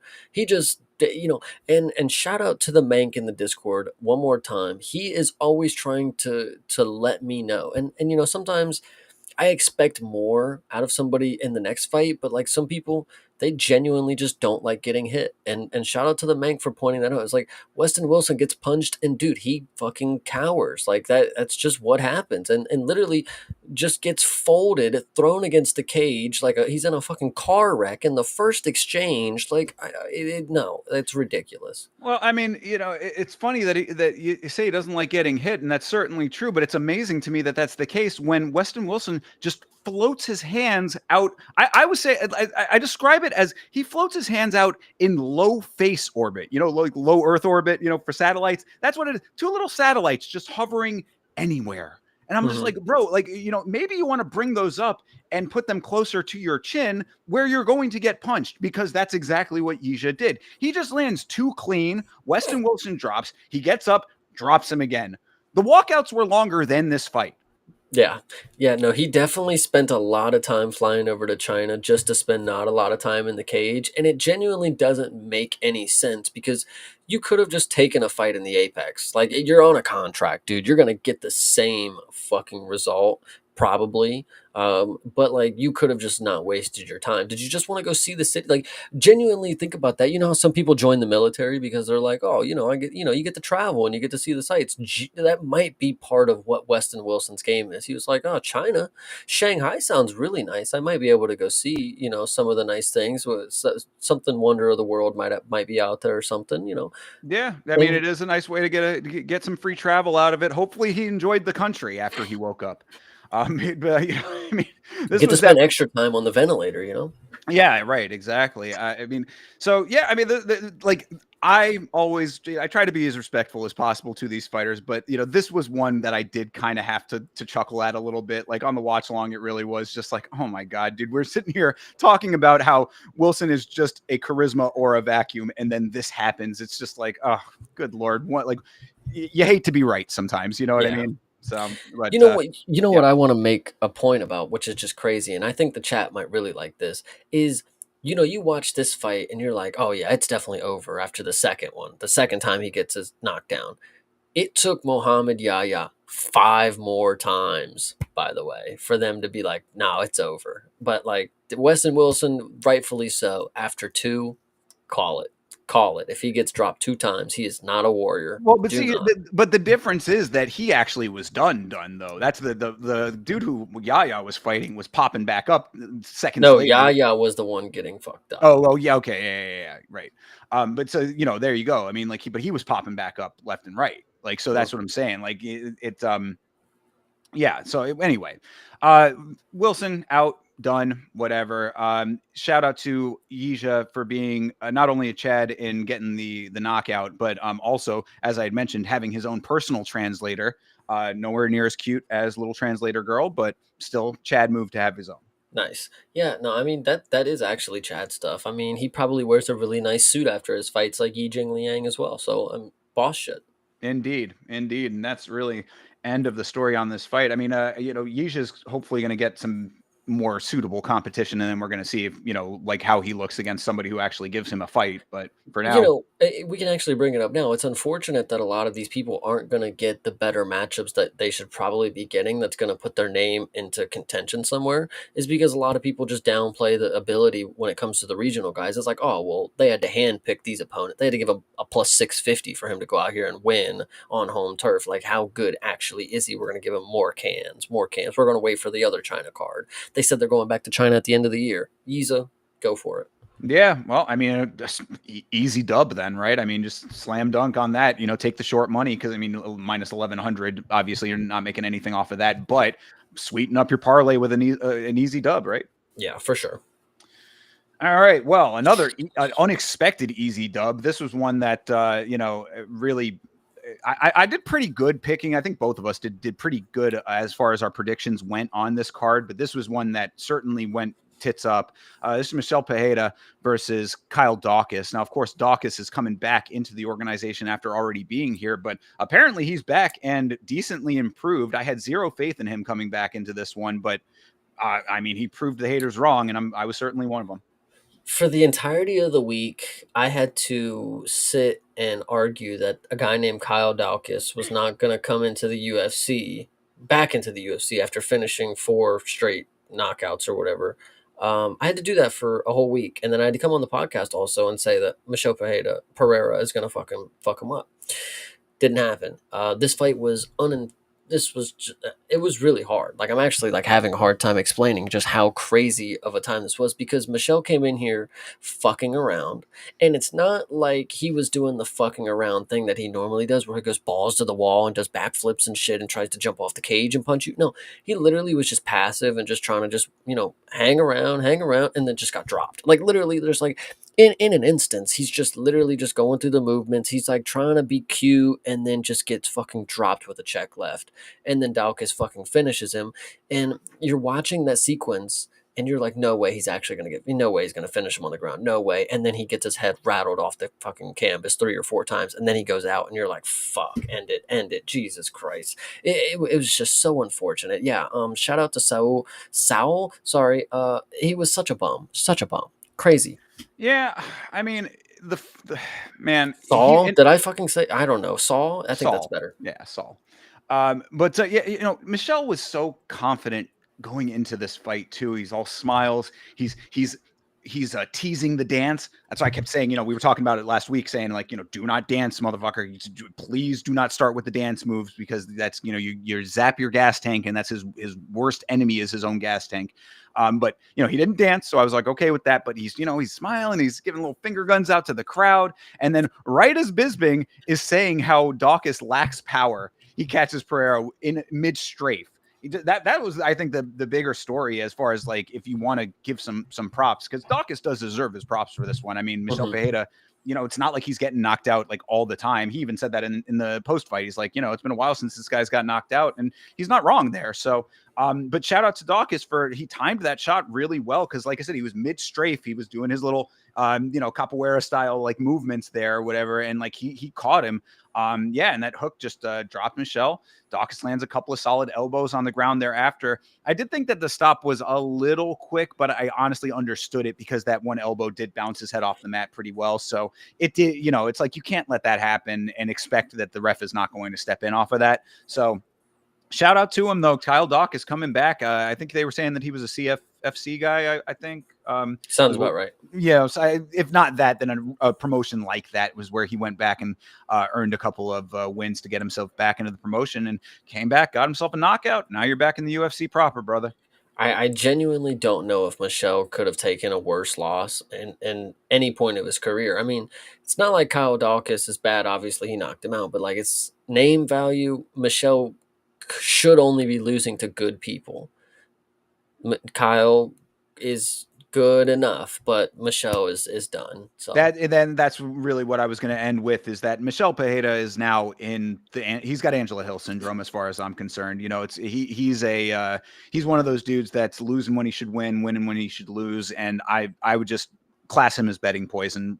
Just 2-3 years in Dagestan and forget, as far as whether or not I would put money on anything he's doing. So that's the end of the story there for me. 100%. No, I agree. All right, moving on to the next one here. Rong Zhu versus Austin Hubbard. This went a little bit closer to how you were saying that you thought it might go, but still, in the end, went Rong Zhu's way. I would say that I was maybe slightly underwhelmed with Rong Zhu's performance and a little bit more impressed with Hubbard, but I do think that this was still the right decision, the right outcome.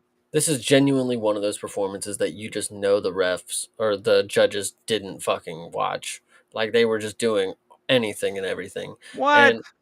And the fact that it wasn't a split decision is pretty criminal. I thought this was such a close fight. And the reason I think it's criminal too is because after the first round, you end with Austin Hubbard, first round close, okay? First round is close. Austin Hubbard ends it with a takedown on top. Okay. How would you score that?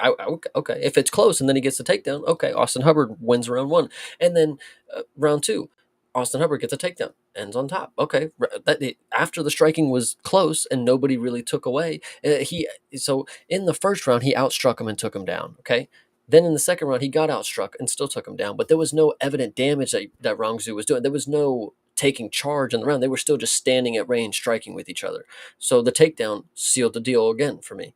And then the third round, Rong Zhu takes it away, sure. But this is one of those instances where a third round overthrows the other two rounds. We've seen it plenty of times again. And a 30-27, when clearly one, if not two of the rounds were close before the third round, is just clearly them not fucking caring. I'm just saying. Well, I mean, I think that my assessment was that the first round was not as close as you're making it. And that takedown at the very end that got immediately stood up from doesn't hold as much water as what Rong Zhu was doing, because I thought he was doing some pretty solid work in that first round. It was not necessarily overwhelming work, but he was fast as expected, and he had some good solid low kicks. I thought that was his biggest strength in that round. And I thought it was good too, because Hubbard, towards the end, he did start to fade a little bit. Rong Zhu's cardio is really good. He kept his speed up through all three rounds. So the leg kicks were a good setup for later on. I do agree that the third round did overshadow those other two rounds, but I thought that the first round was definitive enough for Rong Zhu to make it his. And that's what I also had that as a note. Like, I got to praise Rongju's urgency in getting back to his feet when he got taken down, because he was boot scooting to the cage immediately and ended up back on his feet for his efforts. So I was like, more fighters need to take a page out of his book when it comes to that, because you get taken down. He was like rowboating over there, like getting himself back to the cage. And I was impressed with that. The issue with Hubbard in this fight was that he had moments, but he didn't have consistent dominant sequences, I thought. And so if you add up over time, over the course of the fight, there was enough that Rongju did, in my opinion, to spray. I do agree with you completely that 30-27 is a little nuts. Like, there really was no world that made sense to me. But 29-28, I thought was correct. I just think that we are in mixed martial arts. If the striking is close for we're talking about the 2 rounds specifically. Third round, give it to Rongju, sure. First 2 rounds, if the striking is close, how are you going to say the guy that has a minute of control time versus 0, and also has 2 takedowns and is attempting 10 more of them on top of that? I just, how can you say that that guy won the mixed martial arts bout when he didn't do the mixed martial arts better? Like, I don't know. I mean, see, but then that would be this, because it's a two-sided argument with that, because then you could also say, oh, well, damage trumps everything. And then if it was a different fight, I could also hear you saying that, like, oh, well, he took him down but didn't do anything with it. Well, but this is the same. Listen, these are the same people that tell me Torres Finney wins fights. Like, so why is Austin Hubbard not winning when he gets the takedowns? It seemingly doesn't matter if you get takedowns when they don't want you to win. Like, it's actually crazy. And this is the thing that makes me mad. It's the same thing with Miles Johns, is they just stop caring that things matter on the score. Like, if things are close, you have to rely on the other factors in the fight. And I just genuinely don't see how we're not getting to the correct decisions when it's close. And then the next, like, it's like okay, neck and neck, and then the next ones are like clear as day. So where is the correlation coming that this person's not taking away? Well, see, but I think that's where we're differing, though, is that I don't think that the striking was that close. I mean, it was definitely close at times in those first 2 rounds, yeah. But, like, I do think that Rongju was doing the better work out of it, and the takedowns didn't affect him in any significant way. And he got back up so quickly that it was, like, kind of a moot point. So, I mean, it's like, yeah, it's going to be, it certainly was close-ish, but it was not so close that it was dead even to the point where you couldn't swing around. I just these are the type of matchups and the type of fights and the outcomes that make you not want to watch the sport, and specifically because they just don't care. Like, you will watch the fight and you will convincingly say, yes, he won that round. You will have somebody in your ear that is rooting for Rongsu say, all right, he potentially won that round. He potentially won that round. That's 2 rounds out. It's like, how can you sit there and say, and then all 3 judges just get it wrong? Like, what are we watching that's different? Listen, we can all admit Austin Hubbard won one single round. How did Oh, the yeah, judge no, not give it to him? I mean, yeah. that's what I just don't understand, and that's what makes it not fun to participate. It's like, if I am betting for something to go to decision because I'm in the know-it-all, I know how the scoring's gonna go. How am I wrong at what I'm classifying to the scoring criteria compared to what they are? I don't know. You can't say it's a language barrier. Are we seeing in subtitles? I don't know. I mean, it just doesn't make sense to me. So Yeah, I mean, getting hung up on the one judge who 30-27 did, I do understand that aspect not of one, it. I'm just saying, not 129-28 the other way. At least make it believable that you were trying. That's all I'm saying. Well, either way, I do think that the 29-28 Rongju was the correct call personally. So, you can kind of feel a little bit differently about it. But at the end of the day, I thought Rongju did do the better striking. I thought that he was more consistent with it, and the speed. I mean, again, optics, like we were just saying, the sport is optics. And obviously, the judges saw it how they saw it. So, I mean, I'm kind of agreeing with at least 2 of those judges. So I wouldn't have been mad if Hubbard had gotten the nod from one of them, but I didn't see it being correct that way. So. Yeah, it's pretty bogus, but either way, I mean, it's the same reasons that Rongzu won are the same reasons that, Xiao Long lost. Like, that's the problem with the fucking scoring criteria, is like, they don't know what's going on. They literally just don't even know. And that's why they don't care. This is the time for you to go get your fucking nachos and give it a 30-27, because woo fucking knows. Like, I think you're being a little bit. I think there's some sour grapes going on with how it turned out for your parlay there. But I mean, but no, but like, listen, If it was, this is no, and this is, listen, back to why it makes you not want to watch this is because imagine if this was somebody that I really cared about. Imagine if this was Josh Van. I would genuinely not fucking give a shit. Like if I convincingly watched Josh Van win 4 rounds and you told me it was 3-2 Pantoja, I would throw shit. I would. But he did. But Rongju won 2 of those rounds, though. Is It's the not. issue No, here? it's not true. No. Okay, all right. Well, see there. I guess we're gonna have to agree to disagree then, if that's the case. But I feel you on being upset about it, and I get your frustration. But at the end of the day, Rongju gets the nod, so I guess we're just gonna have to be okay with it. Yeah, we'll see. All right, all right. Obviously, some deeper seated emotions there. Let's move on to the next one. No, this one has some deep seated emotions. Yeah, I would suspect so. This one was one that I was correct about, but not for a while in this fight. This is Charles Johnson versus Lanier Kavanaugh. I said going into this one that this might be biting off a little more than Lonnie could chew at this stage of his career, and sadly correct. Even though he was having some great success early, that first round was really solid for Lanier Kavanaugh.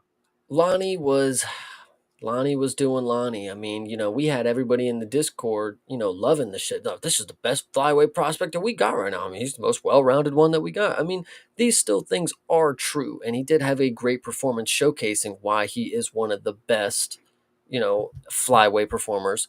And it's just unfortunate that he got a little tired, got a little ahead of himself, and decided to just not use his hands anymore. I genuinely don't know why his hands weren't anywhere near his face when he was evading. And I get it. He was trying to, he was tired. He was trying to look cool. Just hit him with the no look, but literally got fucking bopped and thrown on the fucking mat hard as shit with a punch, and then got his face pounded a couple extra times.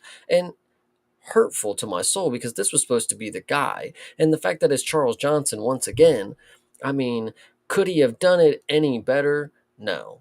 Like, I mean, he has just cemented himself as the flyweight fucking headhunter, Like, this is He's just ridiculous. the prospect killer strikes again, indeed. Yeah, no. I mean, this narrative surrounding Kavanaugh getting knocked out, as far as his lack of defense or lack of awareness in that moment, I do understand it.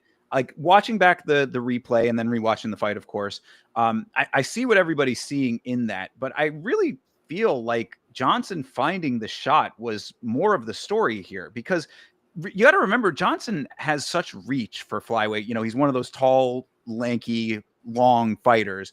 And he used that reach very perfectly in this moment, because if you watch the replay, he was mid-air when he landed that shot. Like it was like, it wasn't a true Superman punch, but he had to go farther than planting his feet to get it.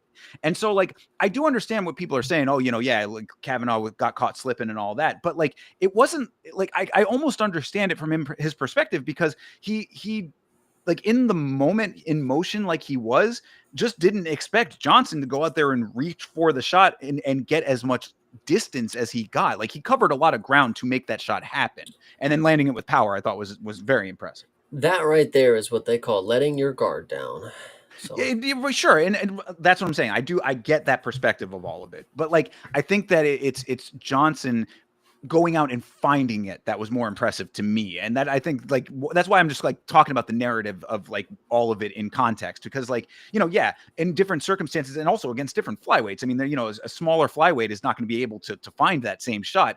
Johnson is a different animal and a different set of criteria, a different set of characteristics that was allowed him to get that. So yeah, you should have been more aware in that moment, but like Johnson made it happen is what I'm trying to say. So I want to give him his props for this one, because you taking out a hot prospect in Kavanaugh, he had to make that happen after a round that he was getting dominated in. yeah, it was not looking too good for Charles Johnson, but goddamn, if he is one to be able to knock out your favorite prospect, I mean that is something that he is doing. And it sucks because Charles Johnson, and I'm not trying to be a hater, but like he's not the type of guy that is ever going to be the greatest in the division. So the fact that he's beating the guys that are probably going to be the greatest in the division, it speaks to how good he actually is compared to what it's going to look like on the record books. This is going to be another old man working his way up the ladder, clawing it tooth and nail. And then when Mhm. he gets his title shot, I'm seeing Charles Johnson with that belt's going to be the sweetest thing ever to happen. But Vince is going to be pretty happy.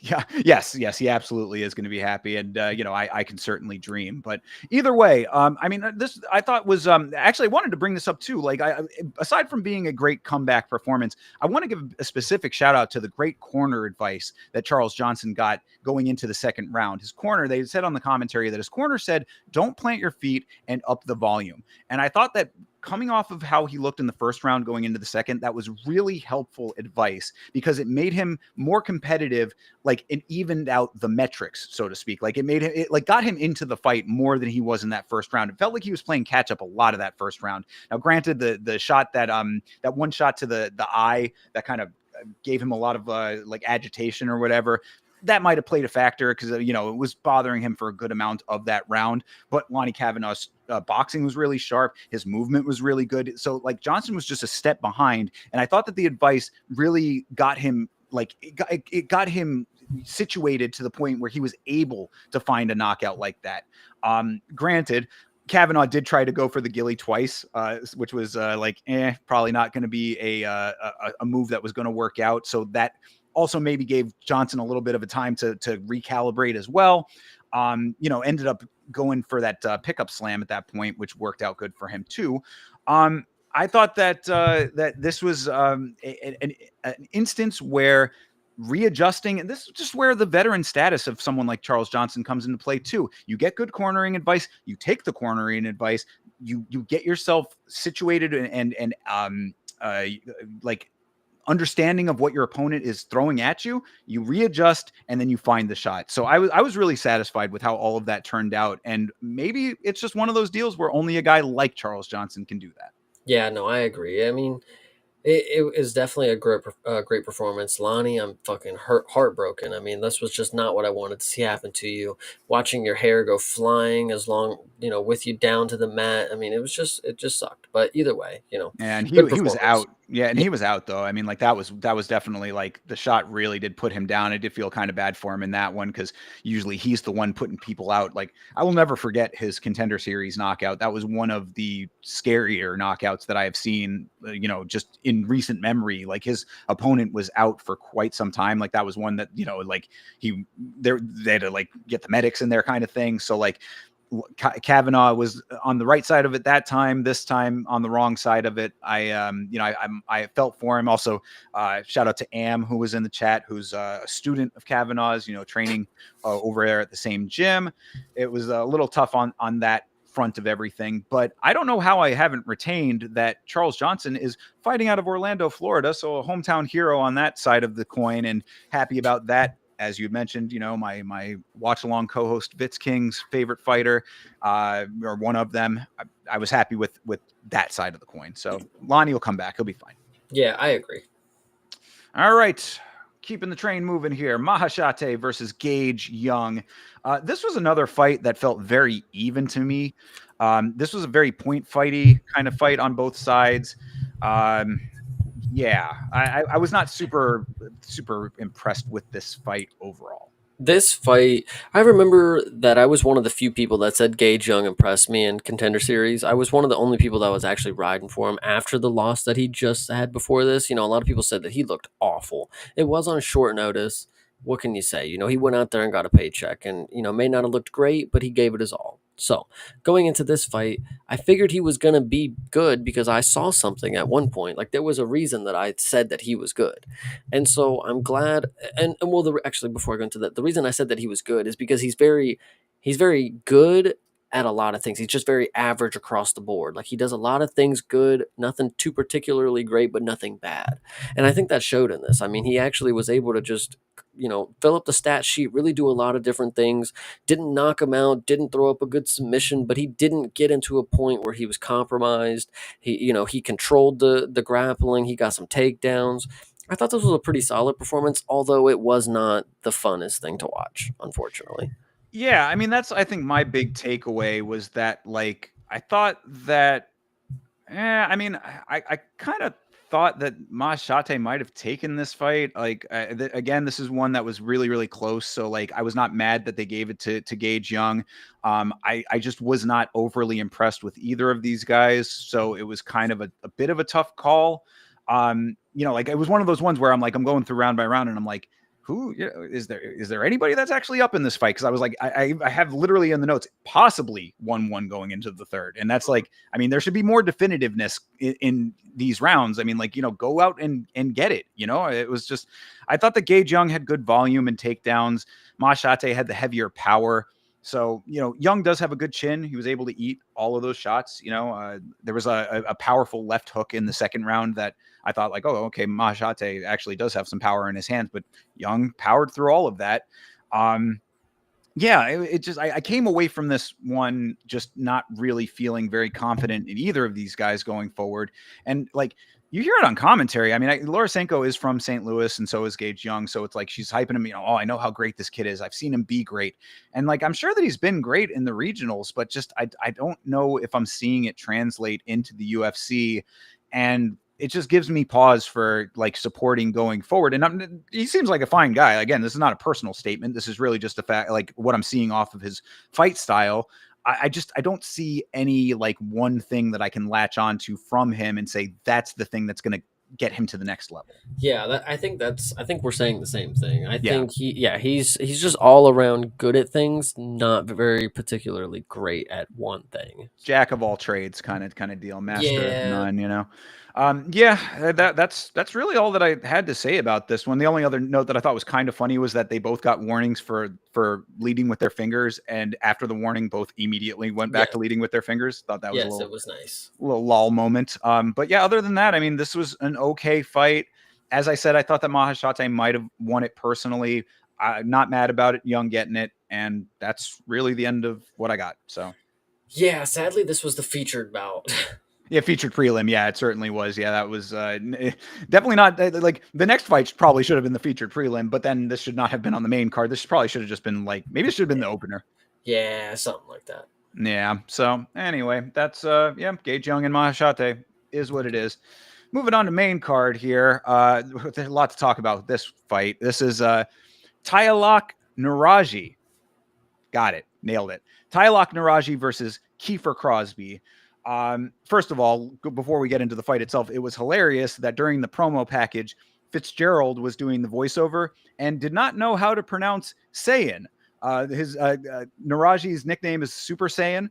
Obviously, Fitzgerald is not a Dragon Ball Z fan. I'm not a Dragon Ball Z fan personally, but I know what a Saiyan is and I know how to pronounce it. No one corrected him. This was a pre-recorded bit. Like, this did not have to, somebody could have fixed this in post kind of thing.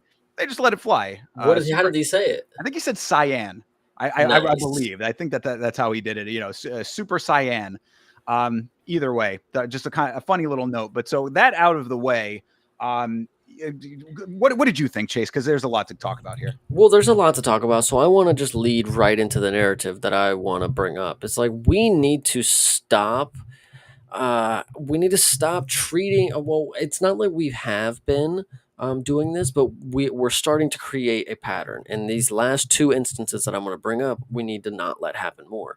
We had the headbutt and contender series where the dude arguably won the fight, and then they gave 30-27 to the other guy, or not a draw, basically. And then we had this one where our boy Naraji knees the downed opponent, gets the points taken, finishes the fight, and then we act like he didn't knee the guy when he was down. Like, why are we not taking points away? Like, I get we're taking points away in the actual performance, but like in our minds, why is it not, hey, that dumbass threw a knee when the dude was down? Like, shouldn't we take note on that instead of being like, look at this fucking prospect, dude, minus 750, got the first round knockout. Like, no, I agree. I mean, they said it on commentary in a way that kind of illuminated something to an extent, because they were like, he gets the win, but there's an asterisk now. It's one of those things. But like, you're right, there is no actual asterisk when it comes to the scorebooks. So there should be some type of something that indicates this, because this was one of the most blatant fouls I have ever seen in my life. I mean, there is no two ways about it. Just talking it through real quick, just to set this all up for anybody who didn't see this fight. These two go at it real from the start. They went right at it immediately. So good fast start on both sides. But sidekick for Naraji, takedown attempt that goes sideways for Crosby, ends up on his back because of it. So that's the setup for everything, right? Crosby tries to throw up the triangle.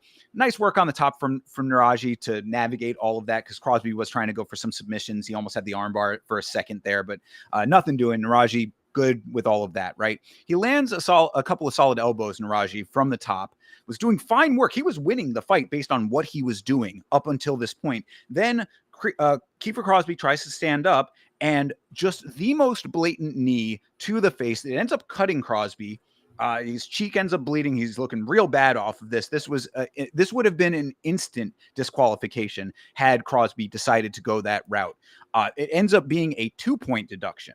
Now, so that just should tell you right there. If you did not watch this fight, just off of how we're describing it, that should be the standout, is that this was such a blatant foul that it was a 2-point deduction. Very rare that you see them jump straight to the 2 points. But they have in the last one that I just brought up as well with the headbutt. Well, sure, yes. I mean, and they should. I mean, hopefully this is a trend of starting to like go that route more. But like, this was just to emphasize how blatant it was. No, they should not continue to do this. No, there needs to be another way. Taking 2 points means nothing because the dude gets finished in the first round no matter what, and whatever, and then he loses either way. So right. I mean, that's the overarching point to all of this too. And I thought that you made a good point in the Discord actually about like a way that things could be changed, but we'll get into that in just a second. But yeah, so just to finish up the recap here, Crosby raises his Warrior stock for staying in this fight because he easily could have taken home the DQ win. But then immediately after the fight starts up again, Naraji comes through, pummels him with elbows, and gets the TKO. Now, Crosby, after the fact, was on social media saying that he had some words for Mark Goddard, who was the referee, because there was only 1 minute and 4 seconds that elapsed during the stoppage for the point deduction. Mark just immediately starts the fight back up without giving him any time to recover. And I thought that Crosby makes a good point here. Like, he was the fouled opponent, he was the fouled competitor. And like, why are you telling him that he immediately has to go right back into the fight? Like, he should have had the full 5 minutes. No, that's actually a point that I was going to bring up as well. Is it was the problem was the illegal strike. The problem was also the point deduction. The problem was also that they fucking we as the fans, even Saul here. Thank God Crosby continued, bro. Why are we encouraging this? You like he got kneed in the face, and because it's cool for him to not back out of the fight and get knocked out 3 seconds later, like that's cool for you guys. Like you guys are okay with that. Like, man, he's such a fucking Chad for that. It's like, dude, he just got kneed in the face. Bro, why would you want to continue fighting the dude who's just going to foul you? Like, he literally tried to murder you.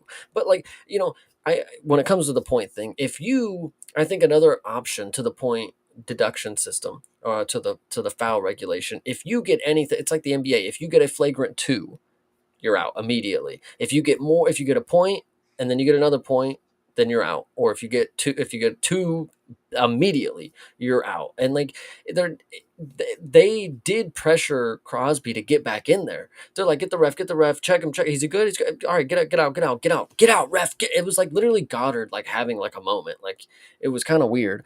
And then, starts the fucking fight back up. The dude's bleeding still. Like, normally with these, they wipe him up and they're like, check the cut. Like, no, he's still fucking bleeding profusely. He's got to get back into the fight. They fucked him over by making it seem like he's some fucking god for continuing the fight. It's like, yo, you literally just wanted him to get his ass whooped. Like, it's not like it was like an eye poke and like, get back in there, champ. You got this. Like, no, he literally was getting up and got a knee. Like, it was a knee so bad that people were thinking like he just broke his fucking nose with it. Like, they were like, oh my God, he busted his nose. But it was a cheek. But like, I don't know. They kind of did him so dirty.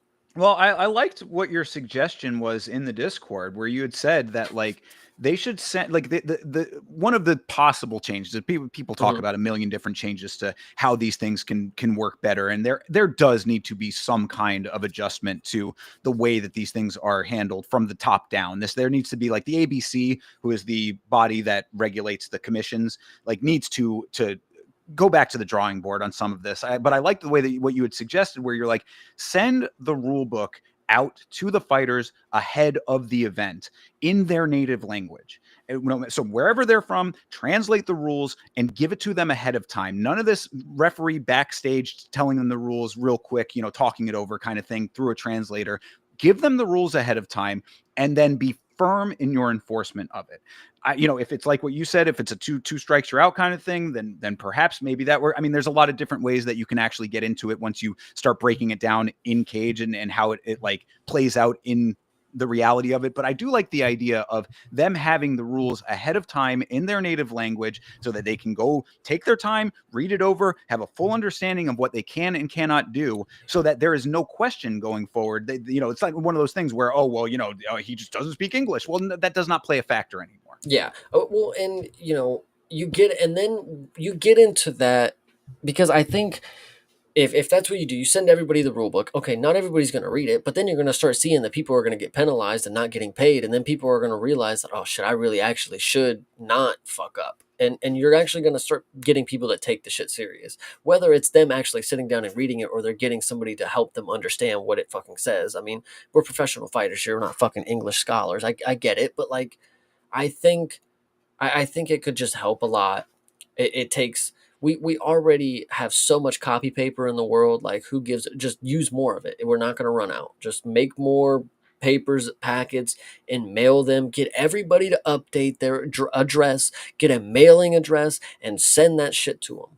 Yeah, I mean, and really, like, to your point about like whether or not they're going to read it, that's on them at that point. You know what I'm saying? Because it takes away the ambiguity of saying, oh, well, they're in China, it has to be translated. It's an English speaker going through a translator to it takes all of that shit out of the equation. So it's like, if you don't want to read the book, that's on you, buddy. Like, you can go ahead and not read it, and then something like this happens, you have no one to blame but yourself, and now you have to lose. Like, that's, I think, the bigger part of this, because it's like, yeah, Crosby even said in his Instagram post about this that I referenced, he was like, what did you expect me to do? Basically, he was like, yeah, are you good to fight? Are you going to go back into the fight?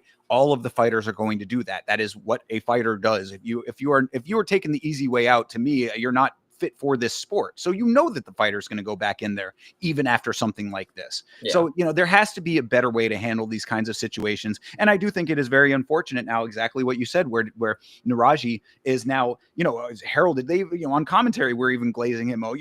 Expect to see a lot more of Naraji with these dominant performances, blah, blah, blah. Yeah. After a shot like that. Yeah, sure. I mean, anybody can go out there and 2-point foul their way to a victory. As far as I'm concerned, I mean, you have a compromised opponent. Landing 1 or 2 elbows is all you need to do after that. So there does have to be something. Again, the notes just had this is another fight that makes you question the oversight of this sport. Yeah, 100%. So, I can't even say shout out to Naraji on this one, because usually I'll end, how we go to the next one. I'm like, yeah, shout out to Naraji for a great win. It's like, no, not this one. Shout out to Kiefer Crosby for being a warrior. Yeah. I mean, that's really how I got to end this one. And Naraji, I mean, keep in mind, anybody who's looking at these fights going forward, if you're betting and stuff, just know that there is potential for this guy to foul himself out. Yeah, literally. Because that's the other point. You brought up Saul saying that, thank God that Crosby continued. His next point to that was Naraji was on so many people's parlays. Well, keep in mind for your next parlay that, you might get him up against a guy who's not going to be such a warrior. Mm-hmm. Yeah, that one was pretty stupid. But either way. Yeah. No, it really did bug me too. So, oh, well, I guess it is and that's the unfortunate part of the sport too, is that all we can say at the end of it is just, oh, well, on to the next one, right? Anyway, when they rob your favorite fighter, it's just, oh, well, gotta wait for the next one. Oh, right. Different perspective on that one. I think that's a little apples and oranges. I mean, that's a robbery too, dude. You're robbing this dude out of an opportunity because his opponent just gets to knee him straight in the face and then fucking get open rain on him after that. Stand up, make sure the doc checked you out, that you can see properly. All right, now get over in your corner and we're going to line him back up for you. No, I certainly agree with that. Yeah, absolutely. I do think that Kiefer Crosby was certainly wronged. And this was one of the rare instances of seeing someone on social media complaining about a fight after the fact and me completely agreeing with them. Yeah. So, all right. Well, on to the next fight of this card. Sumit Arji versus Kevin Borjas. This was an ass fight. Dude, this is the portion of the event where I didn't realize that I was living the moment. Like, this was just hard. This fight right here was hard, We're going to talk about the next one, and then Jesus Christ, we're going to talk about the one after that. Good But Lord. as of right now, this fight here, I mean, there's only one thing to note, and it was genuinely, it was funny, but it was also like concerning. Like, bro, Sumerdaji kept grabbing Kevin Borjas's cup in the clinch, and the ref kept having to slap his hand off of it, and it's like, yo, Kevin, like, you got to say something at some point. Like, yo, I, like the ref's got his hands on it, and then to break it up, and Sumerdaji hits him with the no, I'm doing this, and then shows him that he's holding his dick. It was crazy. It was really funny, but horrible performance from Kevin Borjas. There was a time where I said this dude got worked over by Josh Van, so he's obviously not good. But then I realized Josh Van is just that good. So I had a little hope that Kevin Borjas could have a potential comeback because this last fight was pretty good. This one, no fucking chance. So ass. I genuinely don't know, like, if Borjas was just having a bad day or what, like what the reason for his inactivity was, because he was exceedingly inactive in this fight. I have in the notes too that one good shot and a defended takedown wins the first round for Sumerdaji. Like Yeah. that's all that it took. So I mean, that really does signal just how inactive Borjas was. You never want to hear the corner literally saying, "Bro, you need to fight right now." Like, I mean, like, you're in a fight, dude. Like, you need to be in there. This should be something that goes without saying. But I mean, Sumerdaji was just able to point from the outside, so why not take the layup? Is all I thought from his side of the equation. I mean, he's out there just landing a couple here and there, moving around pretty decently, and Borjas is kind of standing in front of him. He was moving okay, but not doing anything. So it was very odd. It was almost bizarre, like just seeing him just be that inactive. I don't know what it was. I genuinely am stumped for why he was fighting the way that he did. But he finally starts fighting a little bit in the third round. But Sumerdaji ended up staying the course through all of that, defended some takedowns. He just didn't give much room for traction for Kevin Borjas in that third round. And he was up so far in the first two that it was a foregone conclusion that he was going to win if Borjas didn't finish, and he didn't. So that's about it. Dude, yeah, this one was super bad. It makes flyweights look terrible. Like, these are the type of flyweights. Kevin Borjas on a good day is a good flyweight, but Sumerdaji is one of those flyweights that, I mean, I don't know, bro. This fight was just not it. That's not. I mean, this shows you. Like, I look at it from the other side. I think that this fight shows you just how good the good flyweights are, because these guys are. I mean, like, this is like kind of bottom of the barrel flyweights as far. And I even said that about Sumerdaji. I was like, this guy is not a finisher. You know, we on the last week's episode. You know, I was like, I think that he'll win this fight, but I don't think that it's going to be anything like over the top, because he's just not a great flyweight in the greatest division in the sport, in my opinion. I mean, like, you know, the flyweights are some of the most entertaining fights that you're going to see. This was not it. And I think that, like, you see that from both sides in this, that these are just like, you know, it pushes the differentiation between the good and the bad very far. It shows how deep that chasm goes. The only thing that I thought from Sumerdaji that was anything of note as far as his performance was that he had some decent kicks. Sure. Good Right, for him. exactly, and that's the appropriate response to it.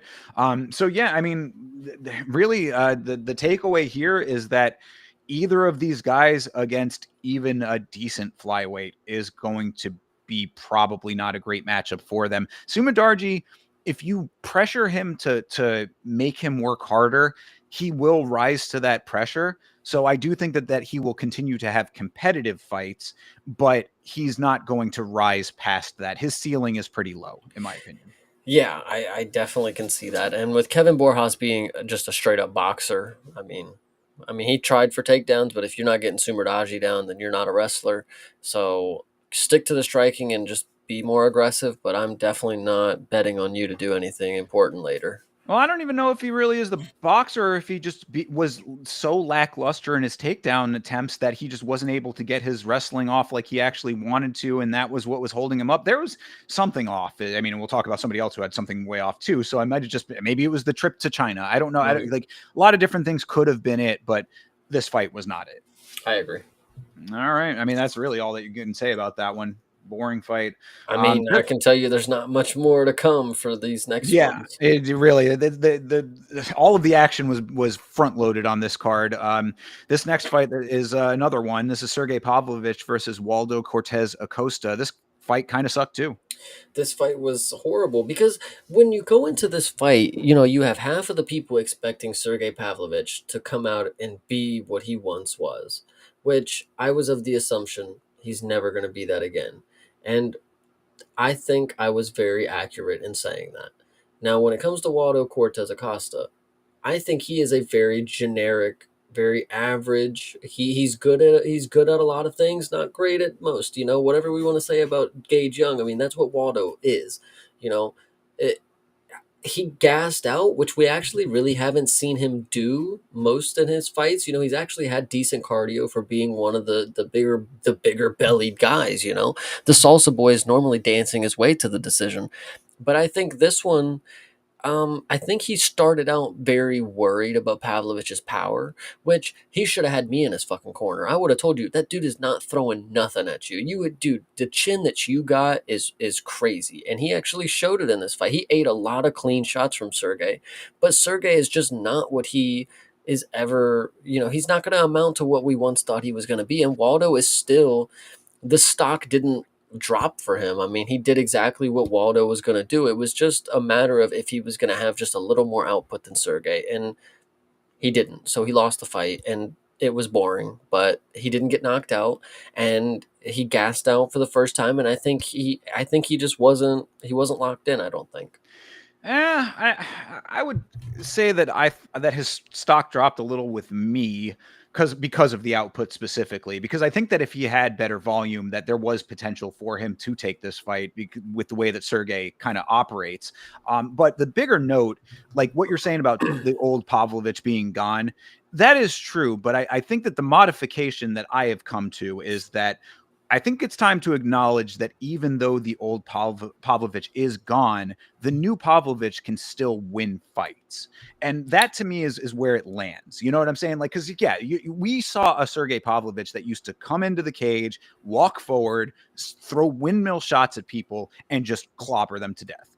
And that might not be the case anymore. But the new version of him is still a decently technical navigator of fights. And when you have a fighter like Waldo, who's because really the assessment was accurate. Waldo stayed on the outside. He tried to point his way, and it just wasn't adding up because the volume wasn't there. And Pavlovich still can command center. Like he still has the ability to dictate the pace of the fight. And I think that is what is going to continue to win him fights. He might not, be able to do it at the highest of the high levels. The guy's still ranked third somehow, which is, that's just, I think, a reflection on where heavyweight is. But either way, still able to win fights, but not as dominant as he once was. So it's like, I think that the thought process was correct, but it has to be modified to account for the fact that even if he's not the world ender clobber killer, he's still a potential winner. Yeah, 100%.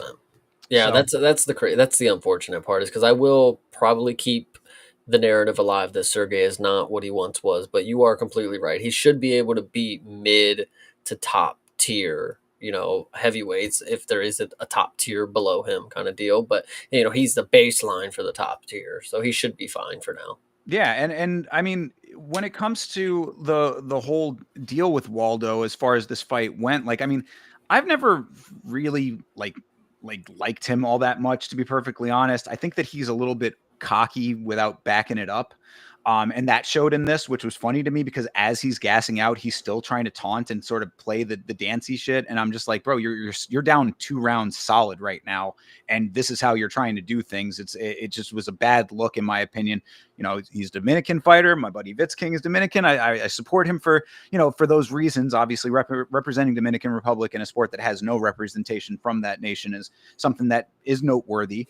But I think you were exactly correct when you said that he was respecting the power way too much. Like he was out there, like anytime that Sergey was putting the pressure on, he would immediately back up. Like it wasn't even like, I'll take even like a pepper shot just to get in and get my own shot off. It was just like, get the hell out of here. And I think he might have just felt the power early, and that might have been informing his movements and stuff. But I do appreciate that Sergey went and hunted him down.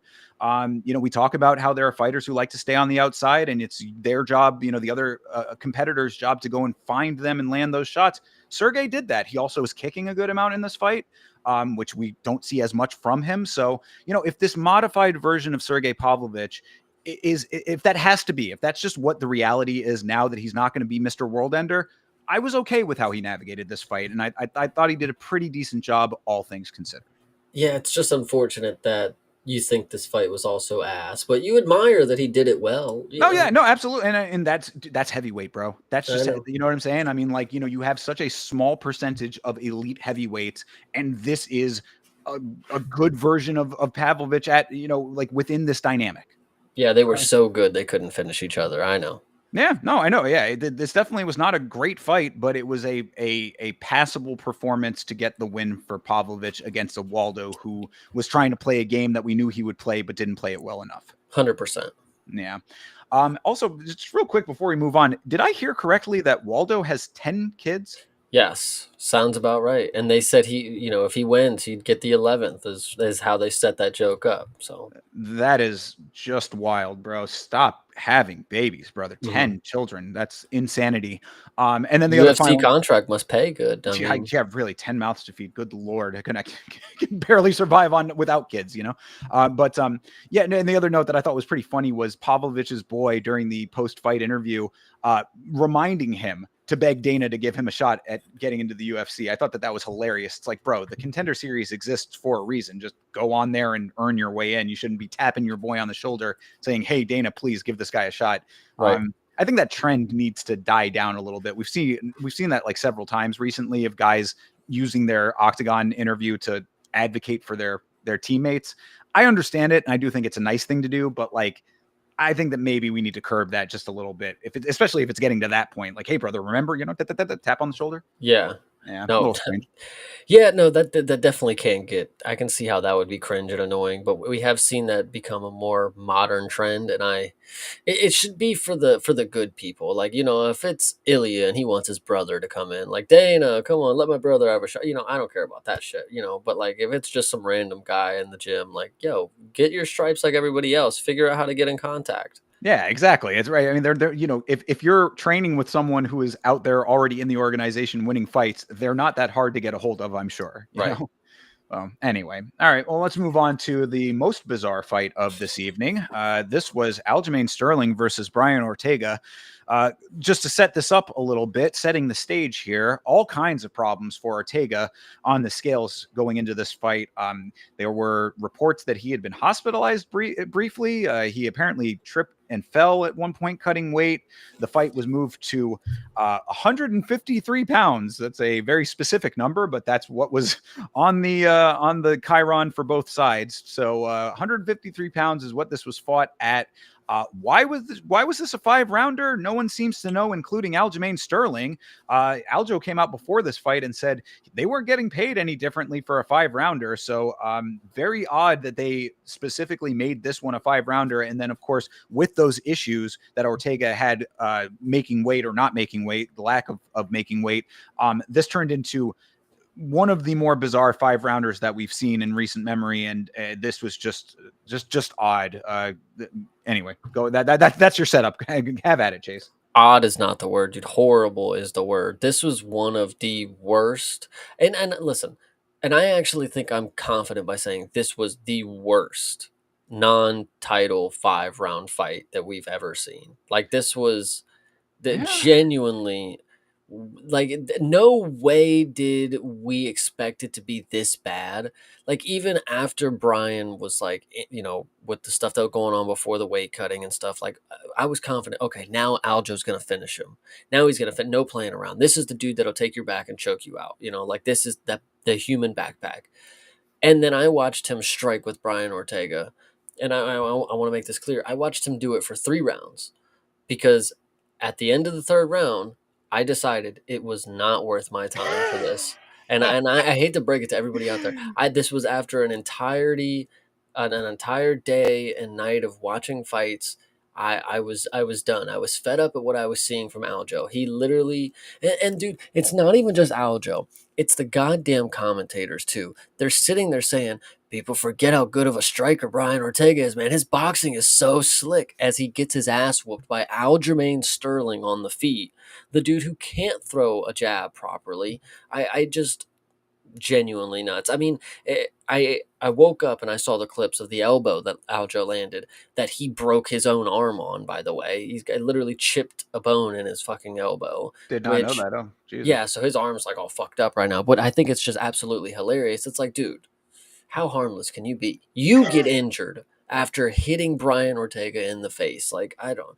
It Yeah. hurts, bro. This fight was bad. So Bad. yeah, Chase tapped out 3 rounds in. I guess slightly understandable, but then you did miss the little resurgence that Brian did have in the 5th round, which was again another part of why I say this was a bizarre fight. So I would lead into this fight by saying that this is not just the fight itself, but all of the circumstances that I laid out with how this came to be at 153 and Brian with the hospitalizations, all the things that I said. This is a fight that Brian Ortega needs to have a long, hard look in the mirror after a fight like this and kind of self-assess where he's at. I brought it up on commentary or on the watch along, and I don't want to dwell on it because I don't know if this was what it was or if it was just the weight cut. But Brian Ortega is a person who has been pretty vocal about having he can go into some dark mental places, and I don't know if that's what played a factor in this or not. But one way or another, there needs to be some kind of self-assessment, because to have the issues that he had coming into this fight and then to fight the way that he did for as long as he did in this fight, something is wrong and something needs an immediate addressing if he's going to continue on in this sport. That all being said, Aljo, I thought, for his part, did pretty decent with his striking as far as being a non-striker goes. Aljo is not a great striker, we know this, but I thought that he actually held the center pretty well. He picked some decent shots. He's not super powerful, we know that too, but I thought he was accurate, and it was more than enough against nothing, which is what Brian Ortega was doing for 2 rounds. The striking numbers were abysmal for Brian Ortega in this fight, at least going into the 5th. 3 strikes total landed in the 1st round for Ortega. All of his stats were awful, really. No takedowns fully attempted. He was like a mannequin for a lot of this fight, at least for those first 4 rounds. And then in the 5th, somehow ends up landing some significant strikes that actually sent Aljo off to the races. He ended up having to run away for a little while. So you missed a decent little portion there where Aljamain Sterling was kind of on the back foot. It almost could have looked like Brian Ortega might have had like the comeback of the century there for a minute, but that did not happen. Aljo, talk about running in this sport. Aljo was legitimately running. There's no 2 ways about that. I would certainly, if you ever want an example of someone legitimately running. I mean, Aljo, I think it was Herb Dean who was reffing this one, and he had even said, he was like, Aljo was going to get dinged for timidity at one point, like because of how much he was legitimately running. But so Brian Ortega had a little bit of a resurgence at the very end, but 4 rounds down, I mean, there was nothing on Brian's side. And it was so bad, and this is the most bizarre out of anything in this fight to me, that in round 2, Brian gets clipped. Yep. He thought it was an eye poke. It was not an eye poke. It was a legitimate punch. Herb Dean acknowledged that it was a legitimate. It was a glove. It was a glove. Exactly. It was a glove. It was, and it was. There was no 2 ways about it. Did not need a replay. Any of that kind of stuff. It was a glove to eye, and Aljamain Sterling and Herb essentially conspired together to help Brian Ortega. They stopped they stopped time and gave Brian some time just to kind of hang out. I remember this in round 2. This is why after round 3 I was done, is because if I was going to see a finish, it was right then and there. Aljamain Sterling is just the most sportsman competitor that you've ever seen in your fucking life. He punches Brian Ortega in the face and then magically thinks that he pokes him in the eye. Like, how, like, did you lead with your fingers, buddy? I mean, where do you think that you poked him in the eye? I mean, if it was your knuckle, that's fair play. So and then Herb is like the worst ever apparently at these points now, because he literally is like, go on, it's a punch, go on, okay, timeout. I'm like, you just do whatever you want now. Like, he had no control of the fucking octagon. Like, and that's the bigger point to me, is that Aljo nice guy Aljo. Apparently, he does seem like a genuinely nice guy, and I mean like a nice guy, kind of like as like that archetype, as opposed to just being like a good dude. He seems like almost a little bit meager at times, and I don't want to harp on that too much, but he does, like, he gets kind of shit on by the fan base and shit on by the promotion, and it's just like, take it on the chin, Aljo, kind of deal. Might need to stand up for himself just a little bit more. But anyway, they were saying on commentary that him and Brian have the same management. There might be some friendliness there. I don't know what all of that, but it does not matter in this circumstance what Aljamain Sterling was doing. What matters is that Herb Dean is the ring ranger, as they call him, the Octagon Ranger. He's the person in charge here.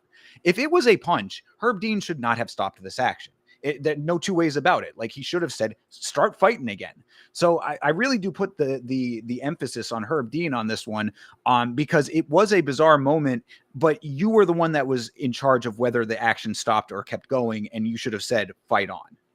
Yeah, but the problem is if Herb Dean would have done that, then he ends the 5-round co-main event in the second round for timidity or something, and then nobody wants to see that. So he's got to play the benefit of the doubt, and the fighters know that. Brian Ortega's been around long enough where he knows, I'll just stop the fucking fight whenever I want. I'm the main attraction here. You're not gonna stop the fight because I stopped fighting. It's like, dude, if I'm hurt or something or whatever, I'm gonna take my time. I don't know. Well, again, none of that should matter. None of that should play a I factor in agree. here. Even assessment and even application of the rule set is what these referees are there for. And Mhm. Herb, of course, being one of the preeminent referees, I mean, he's like, that the head referee, if you want to call it that. I mean, he's like the dude who's that they're conferring with, the junior referees, like Vitor Ribeiro is going over to Herb Dean asking him for advice and stuff like that. He should know better. I mean, like, this is, he has to be the ambassador of keeping control in those types of situations. And I thought he did a very poor job in this instance. But so, Brian Ortega gets a little bit of time to recover, but then doesn't do anything with it until the 5th round. I mean, the rounds 1 through 4 were pretty much one long blur.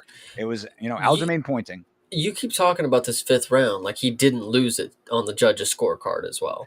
Well, it's kind of odd to me that he didn't win that round, because I thought that, I mean, Aljamain, like I said, he was running. So, I mean, like, I thought that was another one where the judges got it wrong. I mean, he should have at least taken that 5th round, in my opinion. But again, it's like, talk about optics. This is a great theme for this episode. This is just the optics discussion in long form. This is another one that optics plays a bigger part when it comes to that. Like, did he lose that round, Aljamain Sterling? I thought so. But when you have 4 rounds of Brian Ortega not doing anything, optically on that side looks terrible. Aljamain Sterling actually doing something looks better. So 4 rounds of that dynamic, and then Brian finally has a moment of success. Just, they don't consider it, and it's not right. I'm not saying that it's right. I'm saying that that's optically what happened. There's 2 things that I want to touch on before we move on. Is you said Brian Ortega needs to, think about this performance and what this means in his career. And you also talk about the optics, bro.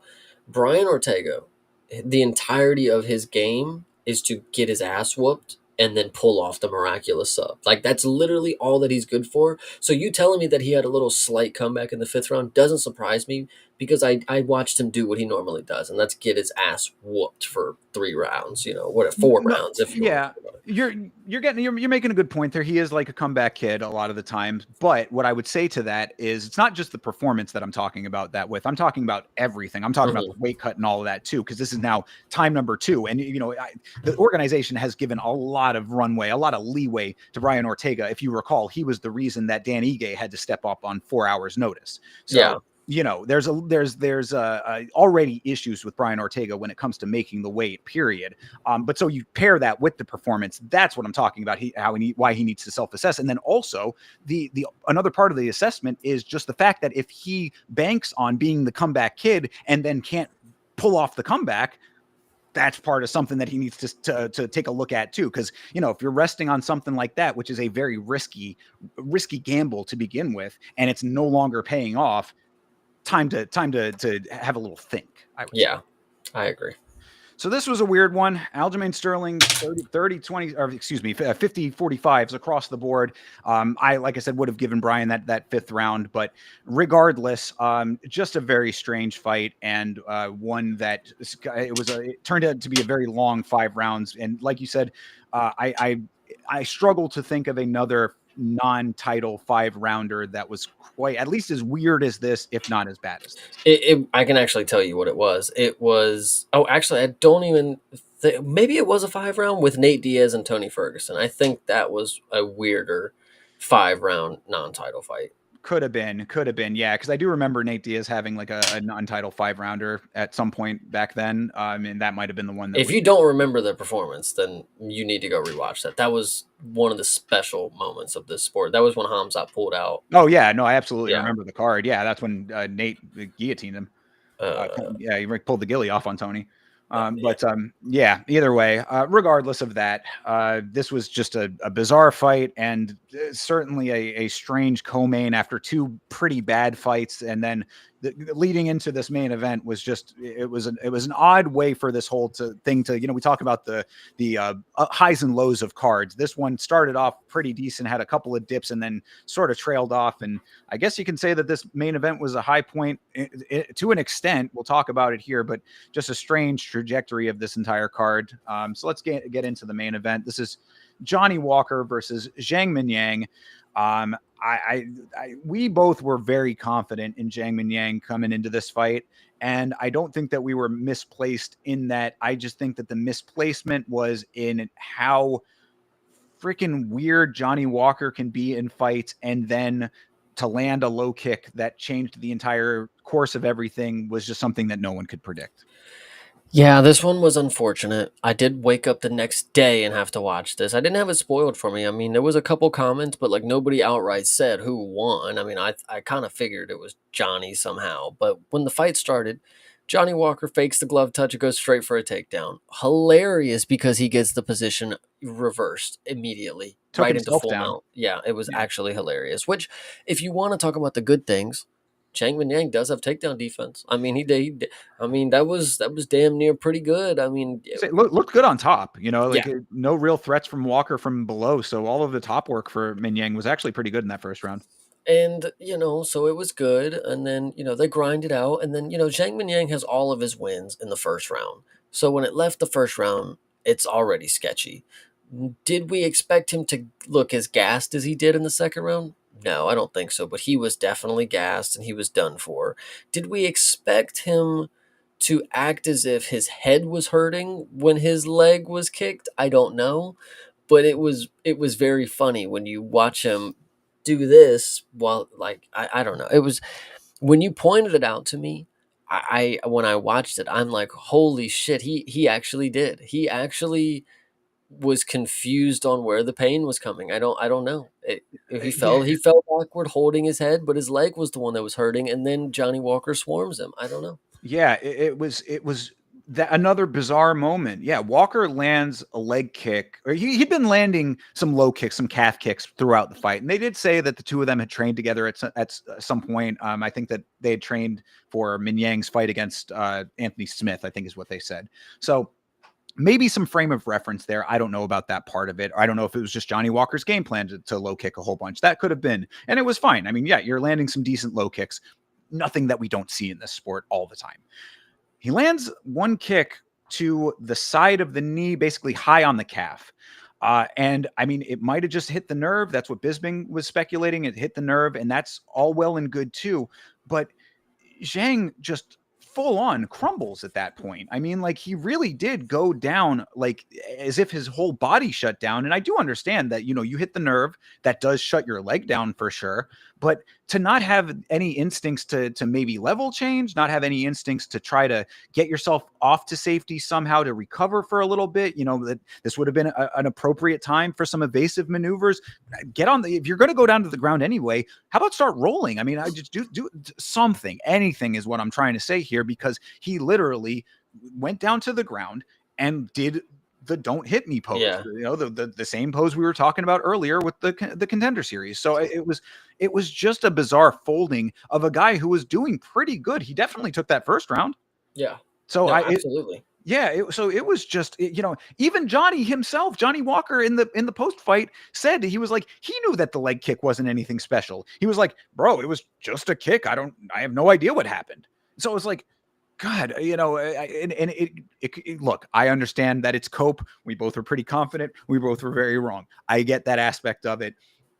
it was something that I don't think that even the people who were going for Johnny Walker could have predicted. So don't try to tell me here that, oh, it's cope, blah, blah, blah, when you guys are the ones that end up getting lucky off of something freak happening. You know what I'm saying? I mean, like, and I'm not taking it away. Good job predicting that Johnny Walker would take it.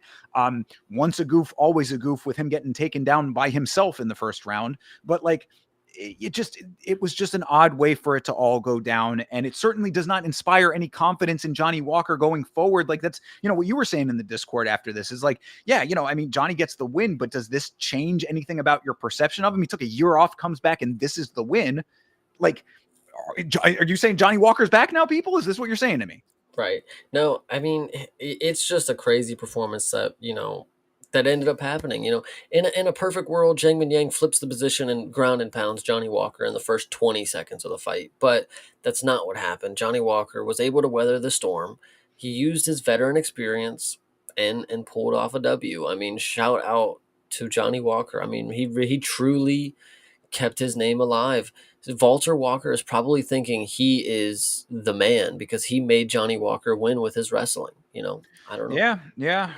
I mean, you were definitely right about Zhang's cardio because he was huffing and puffing halfway through the first round. I mean, right. Jesus. Fuck. Yeah, and he that's also again optics. Just putting it out there, he telegraphs his gassing a lot with the way that he breathes. Like he almost has that Nicholas Dalby thing going on where he breathes like really intentionally.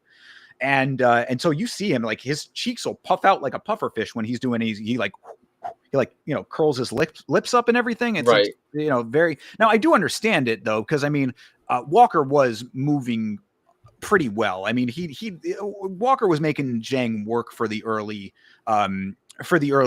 successes that he had, because Walker kind of moves like a spider monkey. He's just a little bit all over the place, which I guess we've come to expect from him. But just none of that could have prepared me for how this all went down. I am certainly, kind of licking my wounds on this one as far as the prediction goes. And again, it does not inspire confidence in Johnny Walker that like, oh man, the big bad wolf is back. Like, you know what I mean? It's like, it makes me laugh even having to say that, it's yes. like, it's just ridiculous, but it is what it is. And Johnny Walker gets the victory. Zhang Yang needs to work on his cardio and work on being able to handle adversity better, because I think that might also be something that was slightly deceptive about Zhang Yang, is that he had been finishing people in the first round so often that you got to consider what happens when he's not able to do that. And maybe we were a little blinded by that. And also I do want to mention, I forget the guy's name off the top of my head, but I wish that I had known this going into this fight, that Zhang Yang had gotten finished by that guy who essentially lied his way into the UFC. I don't know if you're familiar with that story, but I'll have to link a couple of videos about this, but there was a guy who essentially like faked his record. He was beaten up on a couple of cans. He like legitimately fudged the numbers on some stuff. He like had put some fights in his record that were from promotions that did not exist. He really legitimately lied his way into the UFC, and Zhang Yang got beat by that guy.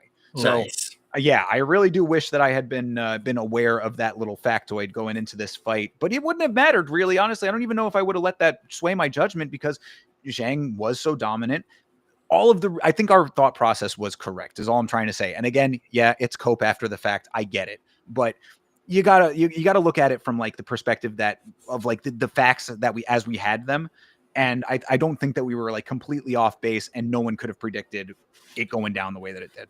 Yeah, I definitely agree with you. It's unfortunate that Johnny Walker has a way of fucking things up. So yeah, exactly. It's true. Johnny Walker is a human wrench in the cogs. You know what I'm saying? This dude, he just comes in there and like a bull in a china shop, just somehow figures it out, or he gets brutally finished. And yes, that probably is what's going to happen again. So, I mean, just keep in mind that it's like, yeah, if you were riding with Johnny Walker on this one, I don't think that this is something that should inspire great confidence going forward. But in this moment, shout out to Johnny Walker. Hell yeah.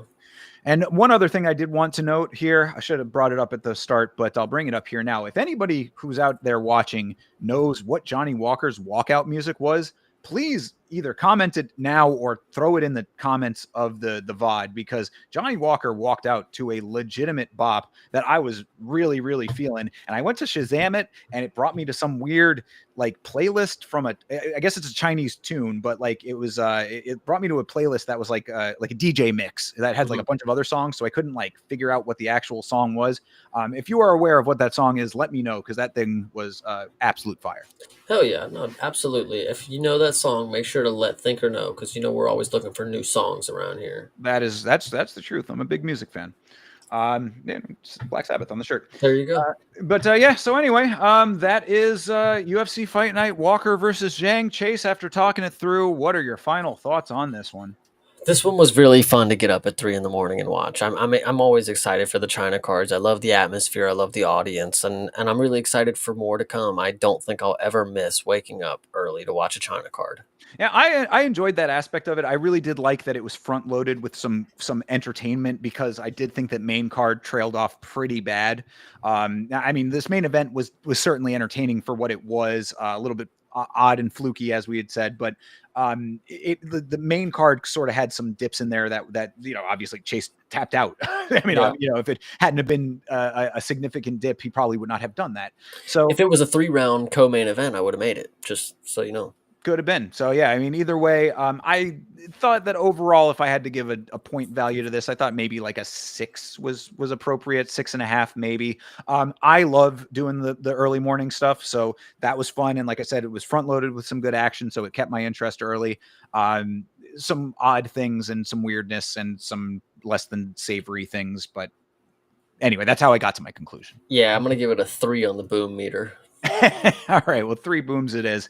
So that's pretty much it for this week, because we are off next week, ladies and gentlemen. Yes. We can at least take a quick look at the card that we do have coming up, which is UFC Fight Night Imavov versus Bahayo. This is UFC Paris. So just we're not even going to go into it, because next week we'll give full predictions on everything. This will be a next week's fight coming up on next week for our next episode. But just to give a brief rundown of what we will be talking about next week. Nasruddin Imavov versus Caio Bahayo in the main event. Benoit Saint Denis versus Mauricio Hufi in the co-main. Love that fight. Balaji Oki versus Mason Jones. Modestas Bukauskas versus Paul Craig. It's a must-win for Paul Craig at this point. Perez Zayam versus Kue Fernandez. Patricio Pitbull versus Losine Kaita, coming in as a double champ in another organization. I believe he's from Octagon. So something to look out for in that fight starting off the main card. Your featured prelim is Umar C versus Brenson Ribeiro. C coming off of a pretty bad loss, not an unimpressive loss. Marcin Tybura versus Ante Dalia. Who I don't know that dude off rip, but obviously a pretty seasoned veteran at 25-6. Interesting there. Our boy Andreas Gustafsson coming back versus Hinat Fakhretdinov. So that's a good one coming up. William Gomez versus Robert Ruchala. Sam Patterson versus Trey Waters. Brad Tavares versus Robert Brezchek. And Shauna Bannon, my waifu, versus Sam Hughes, starting the card off. That'll be a decent one. A lot of good ones that we'll definitely talk about next week. I'm excited. Exactly. So, that's just a little teaser. As we said, we will be back next week on Monday for the full breakdown and our predictions. That's how we do it when we get a week off. So come back and hang out with us for that. If we did have fights, and we do have them tomorrow, of course, we've got the Contender Series coming up. So if we did have fights on Saturday, and since we have fights tomorrow, you can catch both of us on our individual watch-alongs. I am at youtube.com/@YamaShow. And Chase, I know you can tell them where they can find you.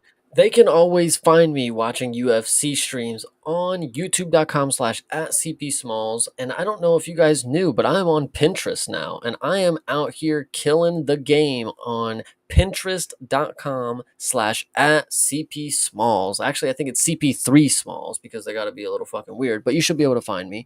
And if you didn't know, now you are going to know one more time that there is a special link down in the description. You could go ahead and get yourself a copy of Mixed Martial Arts for Dummy, The author is Frank Shamrock, and this is definitely a banger that you do not want to miss out on. That link is going to be awesome because it's going to offer a percentage based commission to me and at no extra price to you guys. So I just wanted to give another shout out to Amazon for this sponsorship. Absolutely. You know, like I had said before, you click the link, you buy the item, it costs nothing extra, and we get a little bit of a kickback off of that. So you support the show, you get Mixed Martial Arts for Dummies. It's a win-win for everybody. Really good way to show your love for the stream without costing you anything extra. I am on Twitter and Instagram at Yama Show, and we'll be doing that stream that I had talked about a little earlier, going over the Raja Jackson situation with a little bit more context than I went into on the video. The video is out on the channel now. If you have not watched it, please go and give that a watch because we had a lot of good conversation going on in the comments of that, and obviously the situation is very serious, so a lot of interesting elements there. Give the video a watch, show your support with that. And I'll be back later in the week. I will let you know on Twitter and Instagram what day I'm going to be doing that watch along of the video with the context. So until then, everybody, we appreciate the support. Always have a great rest of your night, a great rest of your week. And as always, fight on.